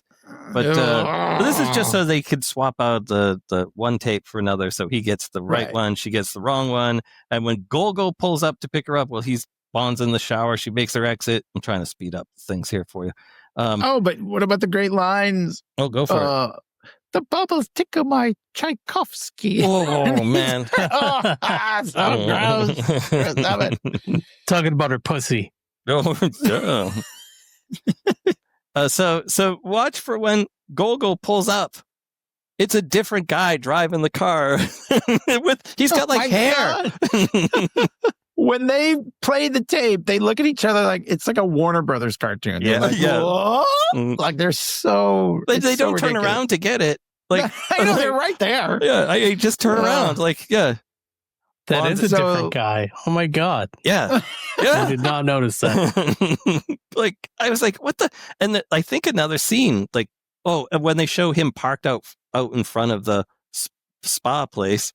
They make sure to have the shadow so you can't tell it's a different guy because they must have shot those on the same night. It's really bad. Like I feel that at this point in the Bond movies, they were just like, close enough. Because during the credits, there's a very obvious, like the camera starts pulling, like the movement's forward and then it's reversed and then it's forward again. I was like, that looks clumsy.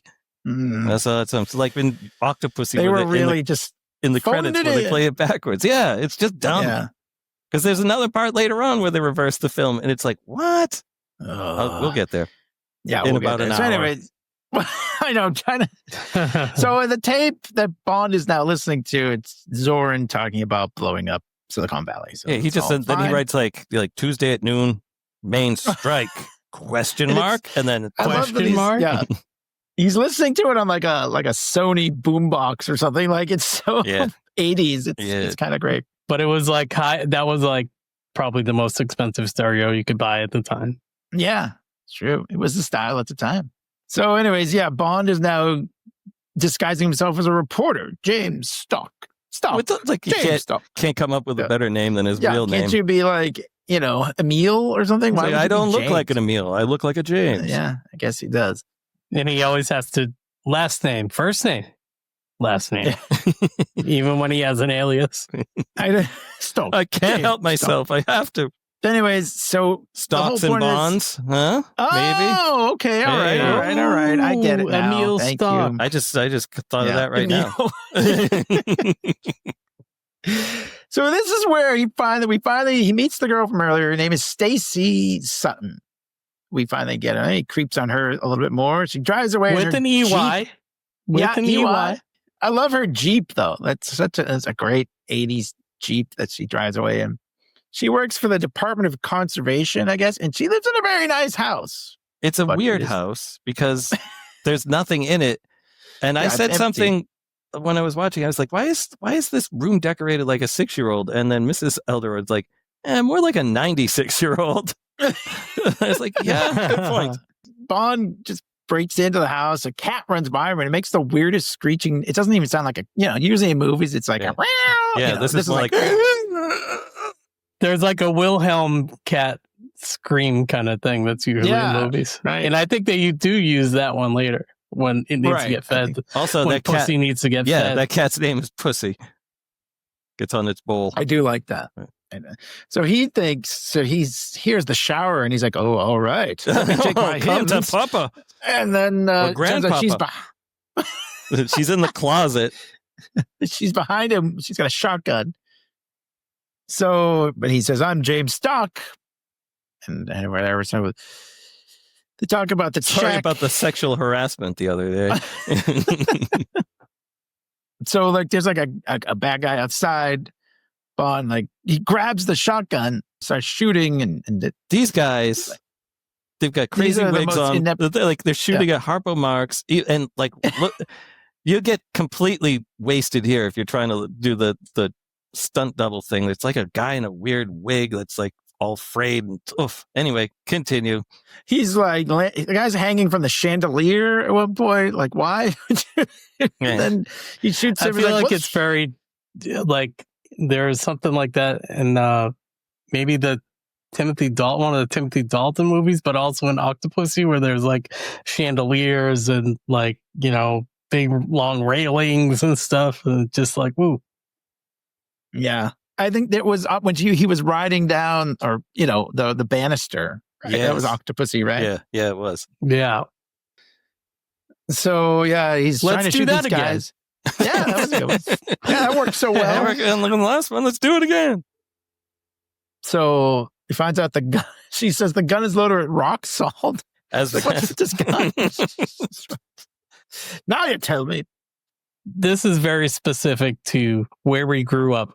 And I remember, and my dad said there's no way, my parents insisted there was no way that this was possible. But they said that if we snuck into the rumor among the kids in the recess was if you snuck into the airbase by my house, Oh yeah. that they would Yep. shoot you with rock salt. And my parents are like, no way, because they would get sued. There's no way that they would shoot you with rock salt. So They'd shoot you with did real you guys bullets. ever No. did you Yeah, guys ever right. hear that? That's Or- the Never heard first that I've one. ever heard it. Yeah. That's interesting. All right. Well, maybe they got it from this movie. Like, that's Yeah, a good way probably. to- James Bond will shoot you with rock salt if you go into the airbase. So he beats all the guys. Yeah, he gets into fisticuffs. He actually saves this vase, but then Stacey ends up grabbing it and breaking it over the guy's Yeah, head. she hits him over the head, and That's it's first of all, it cracks in a weird way where it gets stuck on the guy's head. But she's like, "Oh, it was my grandfather's ashes, but there are no ashes in it. It's empty." He was a small man. I knocked him over earlier, and I had to sweep him up and put him up. His cremains. Yes, cremains.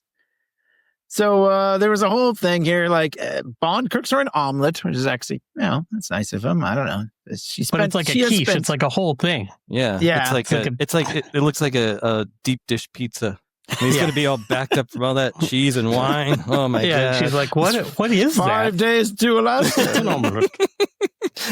So, but the reason she doesn't have any furniture, I guess, because she spent all her money on this lawsuit with Zorin because he tried to buy her off and whatever, but she didn't cash the check. So now she's getting a little tipsy. So I kind of figured Bond was gonna like swoop in here, but he has some respect.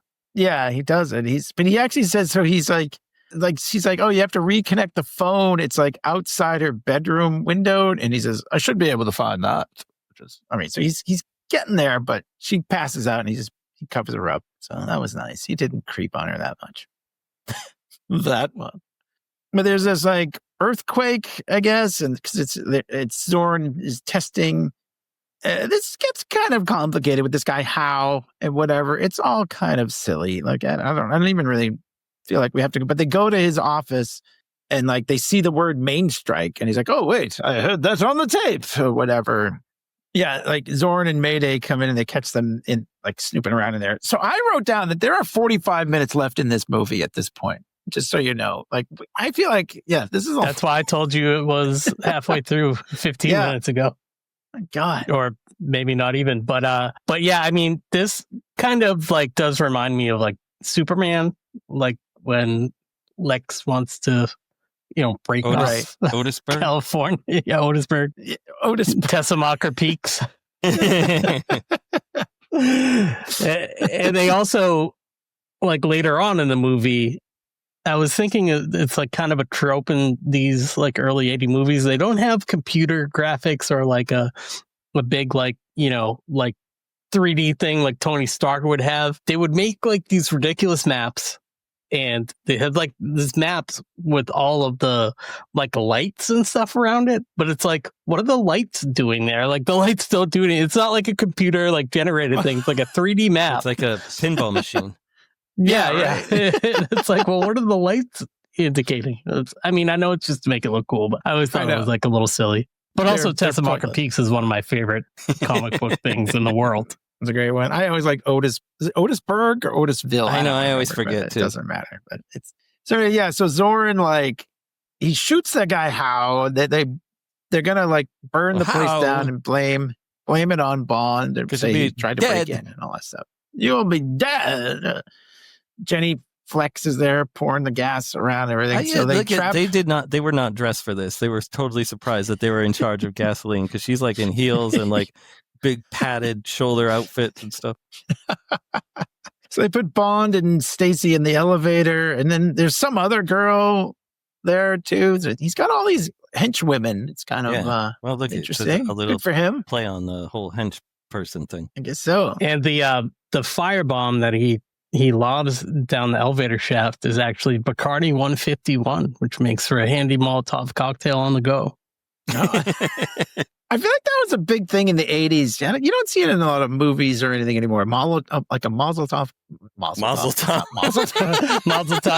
cocktail with Manischewitz wine. Hey, Mazel Tov. You have to yell that when you throw the thing. Like high school, drinking. It's like, oh, what proof is that? Well, Bacardi 151. It's 151 proof. Gotta get the highest proof. It burns real good. Yeah. In case you want to light an elevator shaft on fire. Yeah. More proof, more drunk. That's what they said. That's their slogan. That's booze. More boo. More testicles means more idle. I used to go to an actual speakeasy, and all they had was this Jamaican rum that was like nearly 200 proof. And that's all you could get there. You did have to pay cash for your drinks. When I threw a bottle in. Yeah, but you could literally light that stuff on fire. So, maybe you do, and it's just not in the movies that I watch, but I feel like that was a big thing in the 80s. It was always that trope is played out now. Yeah. There was a Molotov cocktail in Thunderbolts. Oh, okay. Oh yeah, I remember that. I already. saw it. Just to say he did. Yeah, to I say did. it. Well, I'm gonna admit, I'm just saying that I did. Anyways, of course, because he's James Bond, he escapes. He Also, opens the elevator door like very easily. I noticed I- actually. I also like to point out that elevators don't run on like a cable system like this. You know, and also Stacey becomes. It was a different time. Back when they had like a little guy down in the basement pulling the winch. But Stacey becomes super annoying at this point in the movie. Don't leave me! Help! Yeah, I know. Well, I mean, just not to burn them. You'd have her burn up. burn Yeah, but in you the know what? elevator Why doesn't shaft? he just say, "Hold on a second, shut up, Yeah. I'm doing this thing." Shut up! Shut up, you annoying woman. Shut up! So it's really fun. So yeah, he like drops the hose down and like pulls her up with it. Why doesn't he just turn the hose on? Yeah, right. Like, and put out the fire. I see the fire. This will work. No. Anyways, it's like a weird thing too. Like the fire department comes and another classic '80s trope is like there's like a hobo sleeping on the bench, being like, "Oh, what's going on?" It's like, Well, he's like standing up drinking like wine out of a bottle, and then he drops it. Yeah. Like, what? Oh, it's a good thing I didn't catch on fire. yeah. There's like a kind of here, so he carries Stacey up to the roof. It's very and then, like, heroic music, I might add. yeah, it's And like, at I one think point, it's like, you really see her on his shoulders. I was like, how the hell did they do that without collapsing? and then those of course the frail bum bones. takes a drink. He's like, "Well, that must be a stunt double." When he takes a drink. But then they want to arrest him because they think he burned the place down, which is the weird. Like, why would I still be in there? Yeah. I called him. We have Dennis Franz at home. Dennis Franz. I know this guy he's such like an 80s cop like trope. He's got the mustache and everything. But they found Oh shit! I muted myself. Sorry. it was the best Christopher Walken impression ever. Oh, But, sorry, you guys missed that. That's right.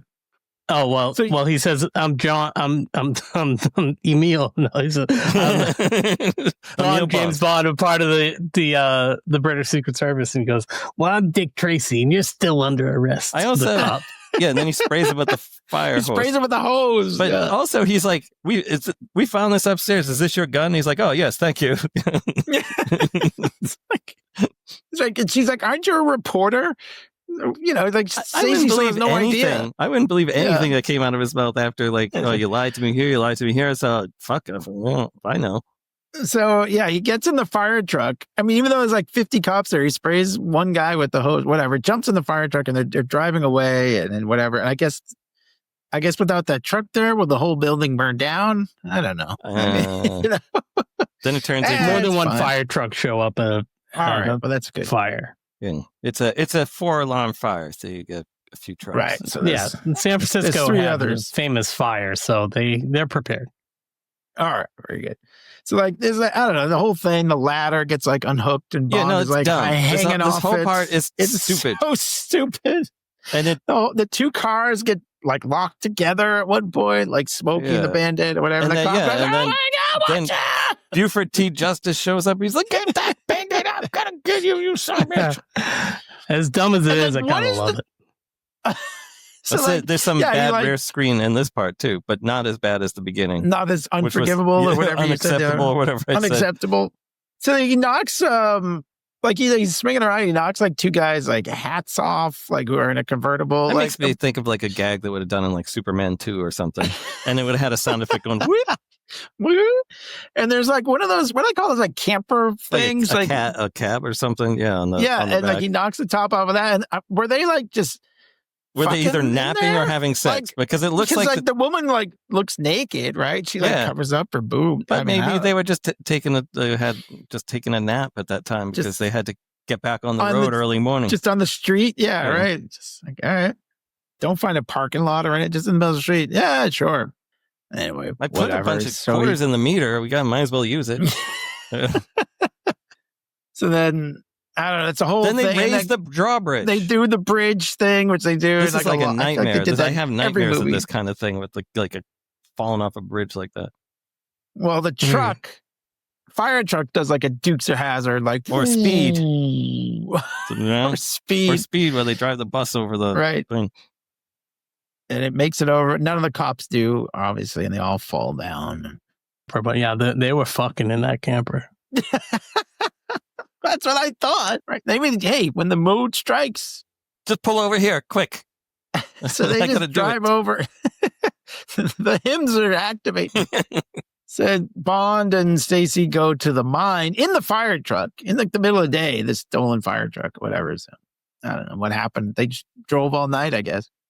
But they knock out there's a guy out there with all this explosives. They knock him out and they take the truck. And Stacey puts on a jumpsuit, but she keeps her heels on, I guess. Well, And she the doesn't have guy any looks other, at it. like that guy's Yeah. shoes that were just too big for her petite little feet. I guess so. Because she is really, really thin too. Petite feet, feminine step. You guys know that Tim and Eric song? No, I'm but not. that's I appropriate. do now. It's pretty great. So the guy looks at it and Bond says, women's lib. But then they change it to like minor outfits, like minor, not minor, like minority or whatever, but miners, people who are in mines, people who mine things. Because they're out of mind. Yep. So they Out go, of your they're sneaking mind. around. So Zorin sets the bomb. It's a very like dramatic, it's like, turn your key. But it's like a whole thing because it's like they're under a river, I guess, and like, Yeah. you know, it could flood any minute. It's all this like, it's another one of those things, like you said, Clay, with the glowing lights, like Bond and Stacey find like one of those maps. Yeah, that has yeah, her like, model. It's even got It's little the map. sounds. Yeah. Yeah. Yeah, it's like do. And that one actually does have a little interactive thing where it's like a slider where it shows you like what it would look like flooded with just like a big blue thing. Well, Well, Roger Ebert pointed out in his review that this movie made no sense because you could flood Silicon Valley, but they don't make the microchips there. They're like made in China. So you're really doing this movie. Silicon is just Valley's nothing. like where the engineers Yeah. are and all the Yeah, you tech just- oligarchs yeah, have you their just offices and stuff. killing all the tech bros. And yeah. Love to do that now. yeah. why couldn't- Yeah. Just Well, kidding if you're apparently, listening. Which you are. Stacey tells us exactly how he plans to do it, which is good because I need to know these things. But yeah, it's Yeah. apparently they're going to Follow destroy red the blinky fault. light here to red blinky light here. And then look at the big blue. The big blue And then slide. Crystal Lake is here, and then Big Blue is here, and then it leads straight to this. It's a geological lock, and then if you actually do set off a bomb here, it is going to make Otisburg and Tessmacher Peaks. I like it. They use the term a double earthquake. That's what's going to happen. Okay. That's even like this is Yeah, Superman. makes The- even less You know what will sense. happen next is Superman the movie. You could- Bond will fly around the Yeah. earth and reverse it. You could cut in at the beginning Superman with the Eiffel Tower and then Superman here at the end and make the coolest like crossover movie ever. Wow. I there am you go. noticing that is like the blue covering it is like stop motion animation over the map. Oh, nice. So, anyways, Zorin and Mayday come find them, but Bond and Stacey escapes. We're kind of building to the end here, just so you know. So Zorin says, 24 close up the minutes. entrance. And the guy's like, wouldn't they all die? And he's, he doesn't care. They had a So good they're run. trying to, yeah. That's They're right, they union. had a We don't good like run. unions. So Bond and Stacey are trying to climb out. Mayday hears like the ladder breaks at one point. Mayday hears them. So, and like at one point, like, yeah, Zorin is like looking down. It looks like he's holding the guy's hand. Like it's kind of Oh, it's cute. so You know, sweet. he's like, oh, because he wants to look down and see what's going on. And he says, blow the whole thing. And then what all Mayday and all the men or whatever. He's like, it's a convenient coincidence. It's like, boom. So he blows the whole thing. Charlie's Angels all get caught in it. And, This is one of the And scenes then- where there's like reverse shots of like the workers. He's like getting electrocuted on the thing, but they play it reverse, so it's like so it looks like he falls, but instead he like really jumped up. It is so weird. Getting looking. up. Yeah. I love how Zorin, so he grabs like a machine gun from one of the guys. He's got his hard hat on while he's blowing all these guys away. You gotta It's stay like, hey, you safe. gotta be safe. Regulation. Yeah. Regulation. Yeah, there's a hard hat area, sir. But he starts shooting everybody. Roger Moore didn't need a hard hat in the scene. He's already It got was- one. yeah, Yeah. he's like, Oh, oh. Yeah, like Mayday is trying to catch them. They're like climbing up the shaft, like the mine shaft. Mayday's trying to catch up with them. Stacey's climbing. She grabs her jumpsuit thing and she's wearing her dress still underneath. Yeah, she's like, girl, I just want to get a look at your shoes. Damn, those are fine. Bond and Mayday fall. And like they show the lake. There's just a guy on the boat in the middle of what used to be the lake. I guess it all sunk, like the whole thing. Yeah. Cleared it right out, I guess. So Mayday is all mad now. She's like, I thought that creep loved me. Like, you did? Because he made you had sex with that old guy. Yeah, that's not love. You know? Yeah. So he's kind of like in the cuck chair situation there. absolutely. So she's on Team Bond now, I guess, or stock. I don't know. But anyway, so Zorin, I love this. He pumps up his blimp. He's got like a blimp. He's like a blimp, like blows up. It's like an instant blimp too. Yeah. It's like Insta blimp. I guess the company that made the blimp, like they were really psyched to get this contract for this, and then there was like that was also a big 80s thing. It was like blimps were like at the Super Bowl and Fujifilm and like all sorts of stuff after this. They were like, yes, we got to showcase our blimp. It was a big thing. I mean, it still is at Super Bowls and stuff, right? Like Goodyear blimp is still a big thing at sports. Yeah. At sports. It's sports ball events. Yes. So anyways, there's like a whole thing. We got to defuse the bomb, but it's booby trapped, blah, blah, blah. It's all this. But like, so like Mayday is going to like ride the bomb out on one of those mine cart things or whatever. But like, oh, the brake is broken. So she like she has to hold on to it. She sort of sacrifices herself. Yeah. But or she a says, dummy of her does. I know. I thought this actually was tonally from the movie to blow someone up to a million pieces was a little like a shift. You know what I mean? Like, yeah, people die in James Bond movies, but just like at the end of the movie, you're like, whoa, you just blew her up. Okay. You done blowed her up real good. No, it's true. That was kind of a violent thing, I guess, for well, I mean, he's also shooting a bunch of guys with machine guns, too, in the scene. That also was kind of violent. Which Roger Moore didn't like. He's like, oh, that's not my Bond. It's a little bit, it was a little different, I'll say, for that time. Yeah. So style of the time. But yeah, she says, get Zorin for me! Blows her up. I love his face. Get who? What? What? Floss? And he's like, jump. And she probably could have jumped. Yeah, easily. Maybe she might have lost a leg or something, but yeah, it's like jump. It's like, get who? Get porn for you? Get porn for you? Zorn, I don't know, porn. Yeah. Stacey's like running. She sees Bond like running out of the thing, and then Zorin just picks her up from the blimp. She didn't know. She's like that thing was back there. Look, I'm going to tell you, it's an easy mistake. I mean, sure. Yeah. Who hasn't been picked up by a blimp before? Who hasn't been kidnapped by a blimp? You don't know until you're in that situation. She was close to that explosion, and her hearing was, she had a ringing in her ears. Right, no prize for you. Yep. But even as a kid, I was a little like, I had to really do a bunch of mental gymnastics for me to buy into that. And then it happened to me twice. Yeah, so they didn't have to imagine it anymore. Yeah, so I was like, oh yeah, no. But your trip to San Francisco was quite. Yeah, it was really weird. Yeah. So like the blimp is floating away. Bond grabs like the rope, and we see all these shots of San Francisco. It's nice, and he gets it in the junk. Yeah, he gets it in the junk. So he tries smashing him into the Golden Gate Bridge, and then he ties the rope to the bridge. And I assume this is the part, or is this where you want to do the impression, or is it later, or is it in a minute? Happened? It's going to happen with von Schlickenstein and his dynamite. Von Schmutz. My name is Von Schmutz. So this is where he says more power. More power. And Bond is hanging on, and Stacey jumps onto Zorin in the cockpit. It's chaos. The old guy is there, and he gets bonked out. She KOs the pilot, and which he's happy for, because he's like, get out there and take him. He's like, oh, if only there was a way I could get out of this. Gunk gets hit on the back of the head. Oh, I guess I can't jump out. Thank you, God. But yeah, so she jumps out. Bond is grabbing her. I mean, not in that way. I mean, he just, he's holding on to her. But Zorin grabs like an axe. So like there's a big fight. The old guy actually wakes up and then he puts his monocle on. Well, to make you got to sure see where he you're can going. see. Oh, Yep. here's where I have my joke. Is it where he gets the dynamite? Yeah. Grandpa Adolf's got dynamite in the mini fridge. There you go. That's as good as it gets. I hope it was worth it. That's good.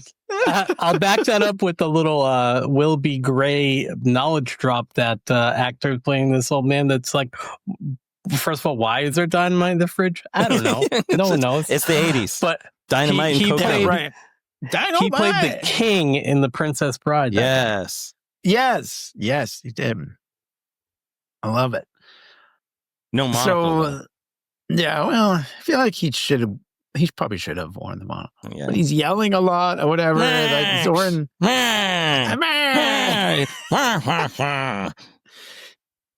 And like, he lights the dynamite. Bond, meanwhile, cuts the rope so the blimp will float away. Yeah. And it does float away. The engines aren't moving it, but I'm like, that's moving real fast. I don't see those turbines going. Whatever. It's a windy day out there. I guess that's true. San Francisco. That's right. So the old guy and that guy Conley, who was there, like they start fighting over the dynamite. Like, you throw it out, and then it blows up. Potato. Like two idiots. But you guys deserved it. You bumbling buffoons. So he says, and Bond says, "There's never a cab when you need one."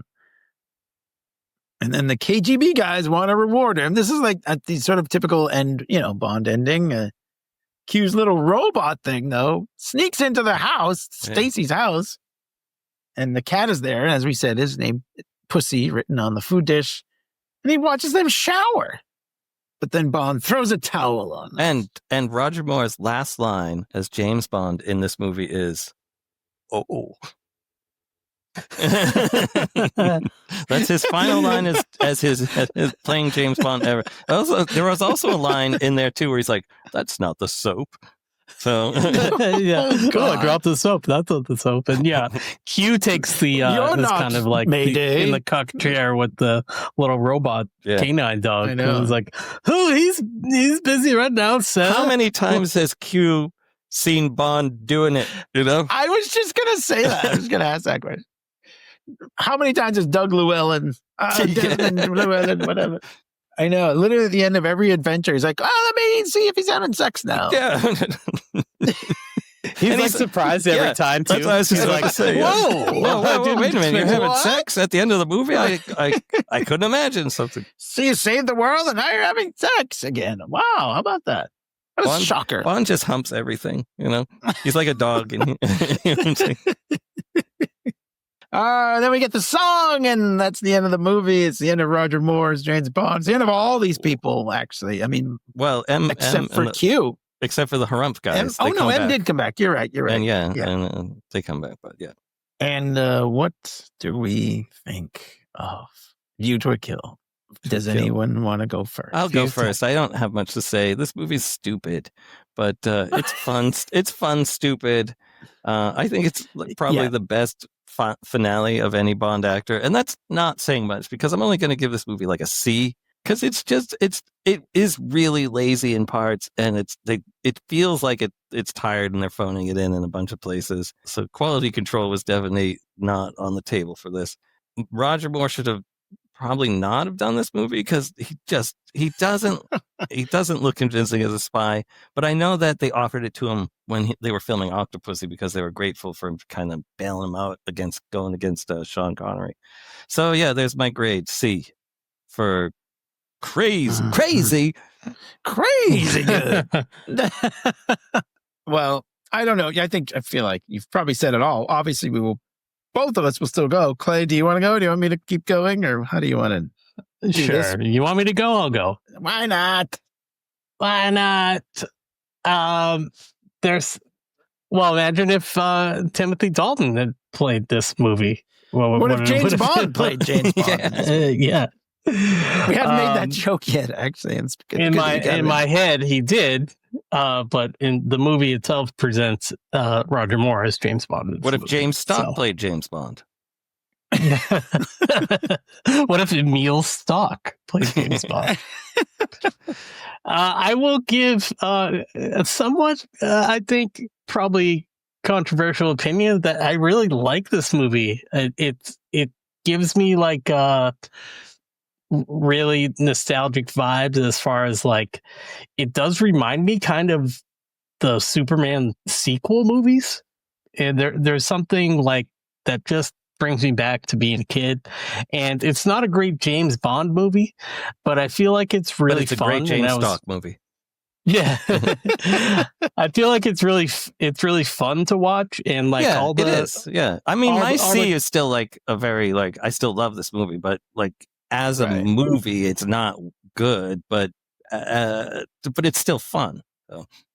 Yeah, like when I think of a movie that's like not good, I would think of like the Cape Fear that we got through. You know what I mean? yeah. Like That was Right. this one, slog. this one really kind of is really kind of bubbly and like almost Yeah, like bumbling also, I agree. and bumbling. and bumbly. And it's not exactly the kind of camp that is Batman 66, but it's very camp. And that's what I really like about it.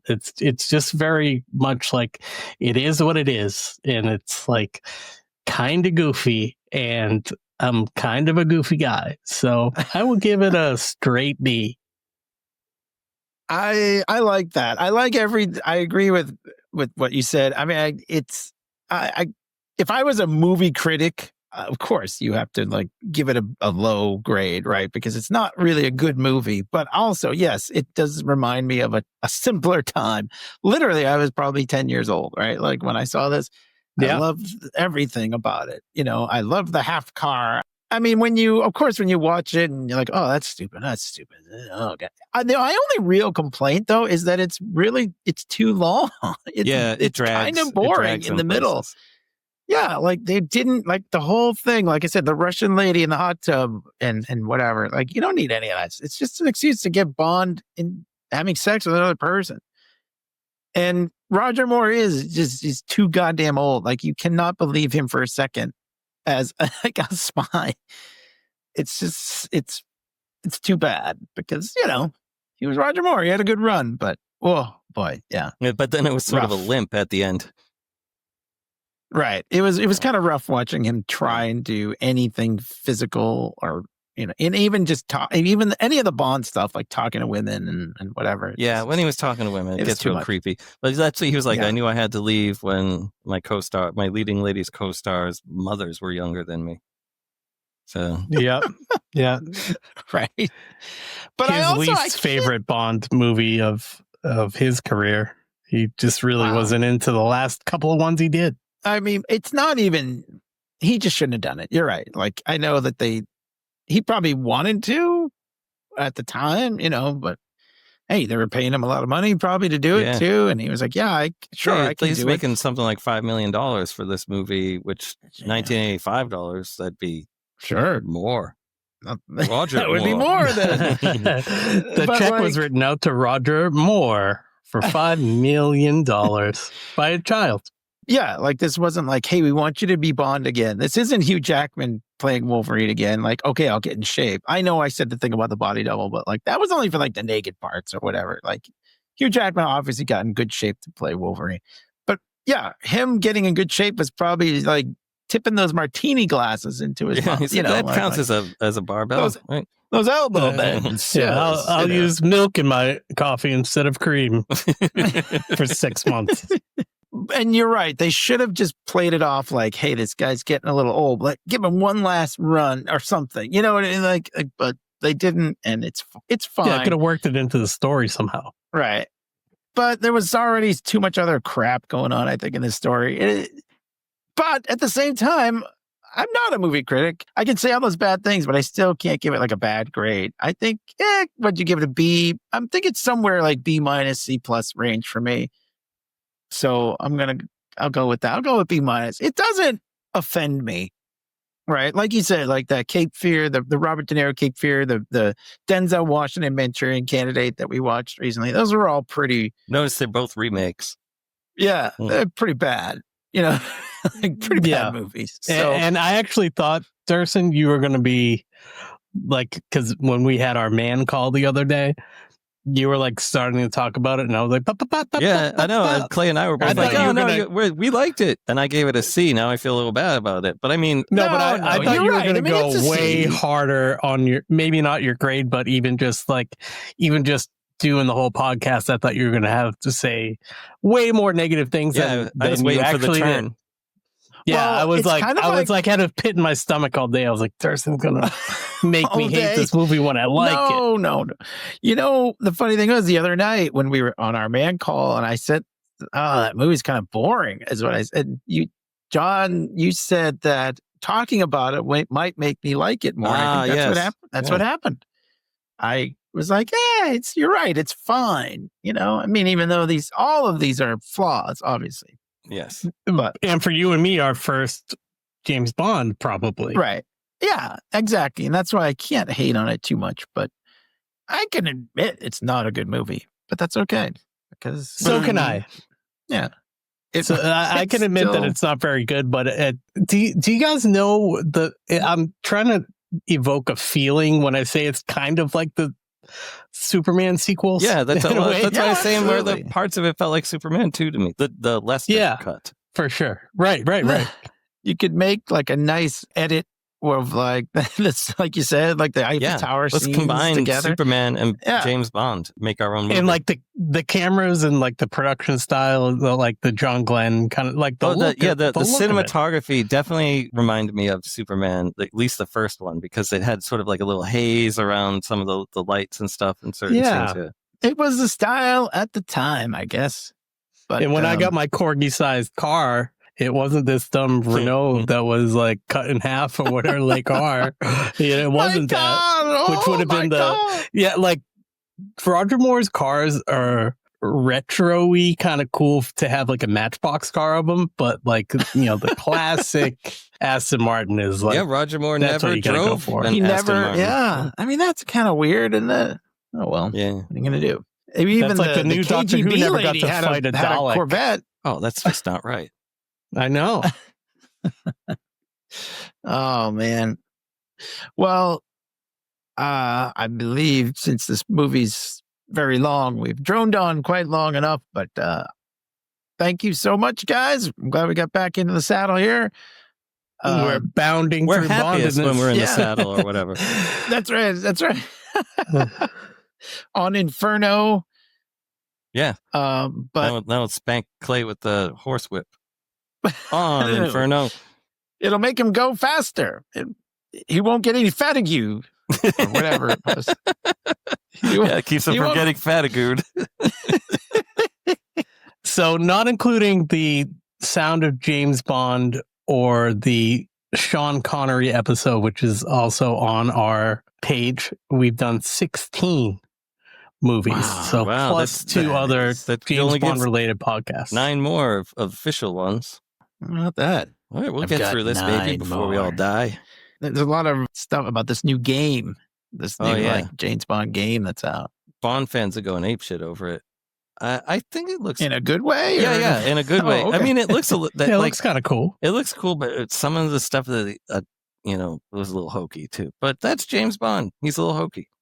Yeah, I mean, he drives See half a car our in the View to a movie. Kill episode. Yeah, let's go back and listen to the beginning of this episode. Go back, just go back. Well, but also listen to all of our podcasts wherever you get your podcasts, LeaguePodcast.com or just League Podcast, wherever. Make sure you check us out on YouTube. We have a lot of cool stuff over there. They're all mostly edited by Clay. All of them, in fact, edited by Clay. I Yeah. have no responsibility here whatsoever. Our League responsibility. Podcast 007 episodes are at leaguepodcast.com/007. Very well. But listen to everything. We got a lot. We got 500 something episodes out there. Listen to them. Oof. Yeah. Sorry, They're everyone. great. Well, you don't have to listen to all of them because some of them are just comic book review podcasts. From 15 years ago. Yeah. Do you want to hear I don't about even Wolverine know. number 3? I think they're on our website, but most like podcasts, like websites and aggregators and stuff, like only do the last 100. So if you really do want to do a deep dive, then you could probably Yeah. find it on our website, except for the scene missing ones. Scene missing. Oh my God. Wait, what Disappeared. episode are we on now? I think it's like 527 or somewhere in there. Oh, This will be 528, I think. Oh my God. well, we'll do yeah. a big How one about for that? 550. Yeah, I guess 550 will be our next milestone if we're still around. We'll do James Bond. You'll never make the same mistake twice. .com That one. from a That'll kill. be our name when kill. we do a ViewToAKill. second one. All right, but thanks for listening, everybody. And The league talk will to you later. return, et cetera, et cetera. James Bond will The League return. It's- Will return. Would be recast. Yeah. Oh, yeah, See you yes. later. Oh, wait. What? Should we say it in Christopher? See you later. Adios. I got one. Adios. Bye. Wow. Bye.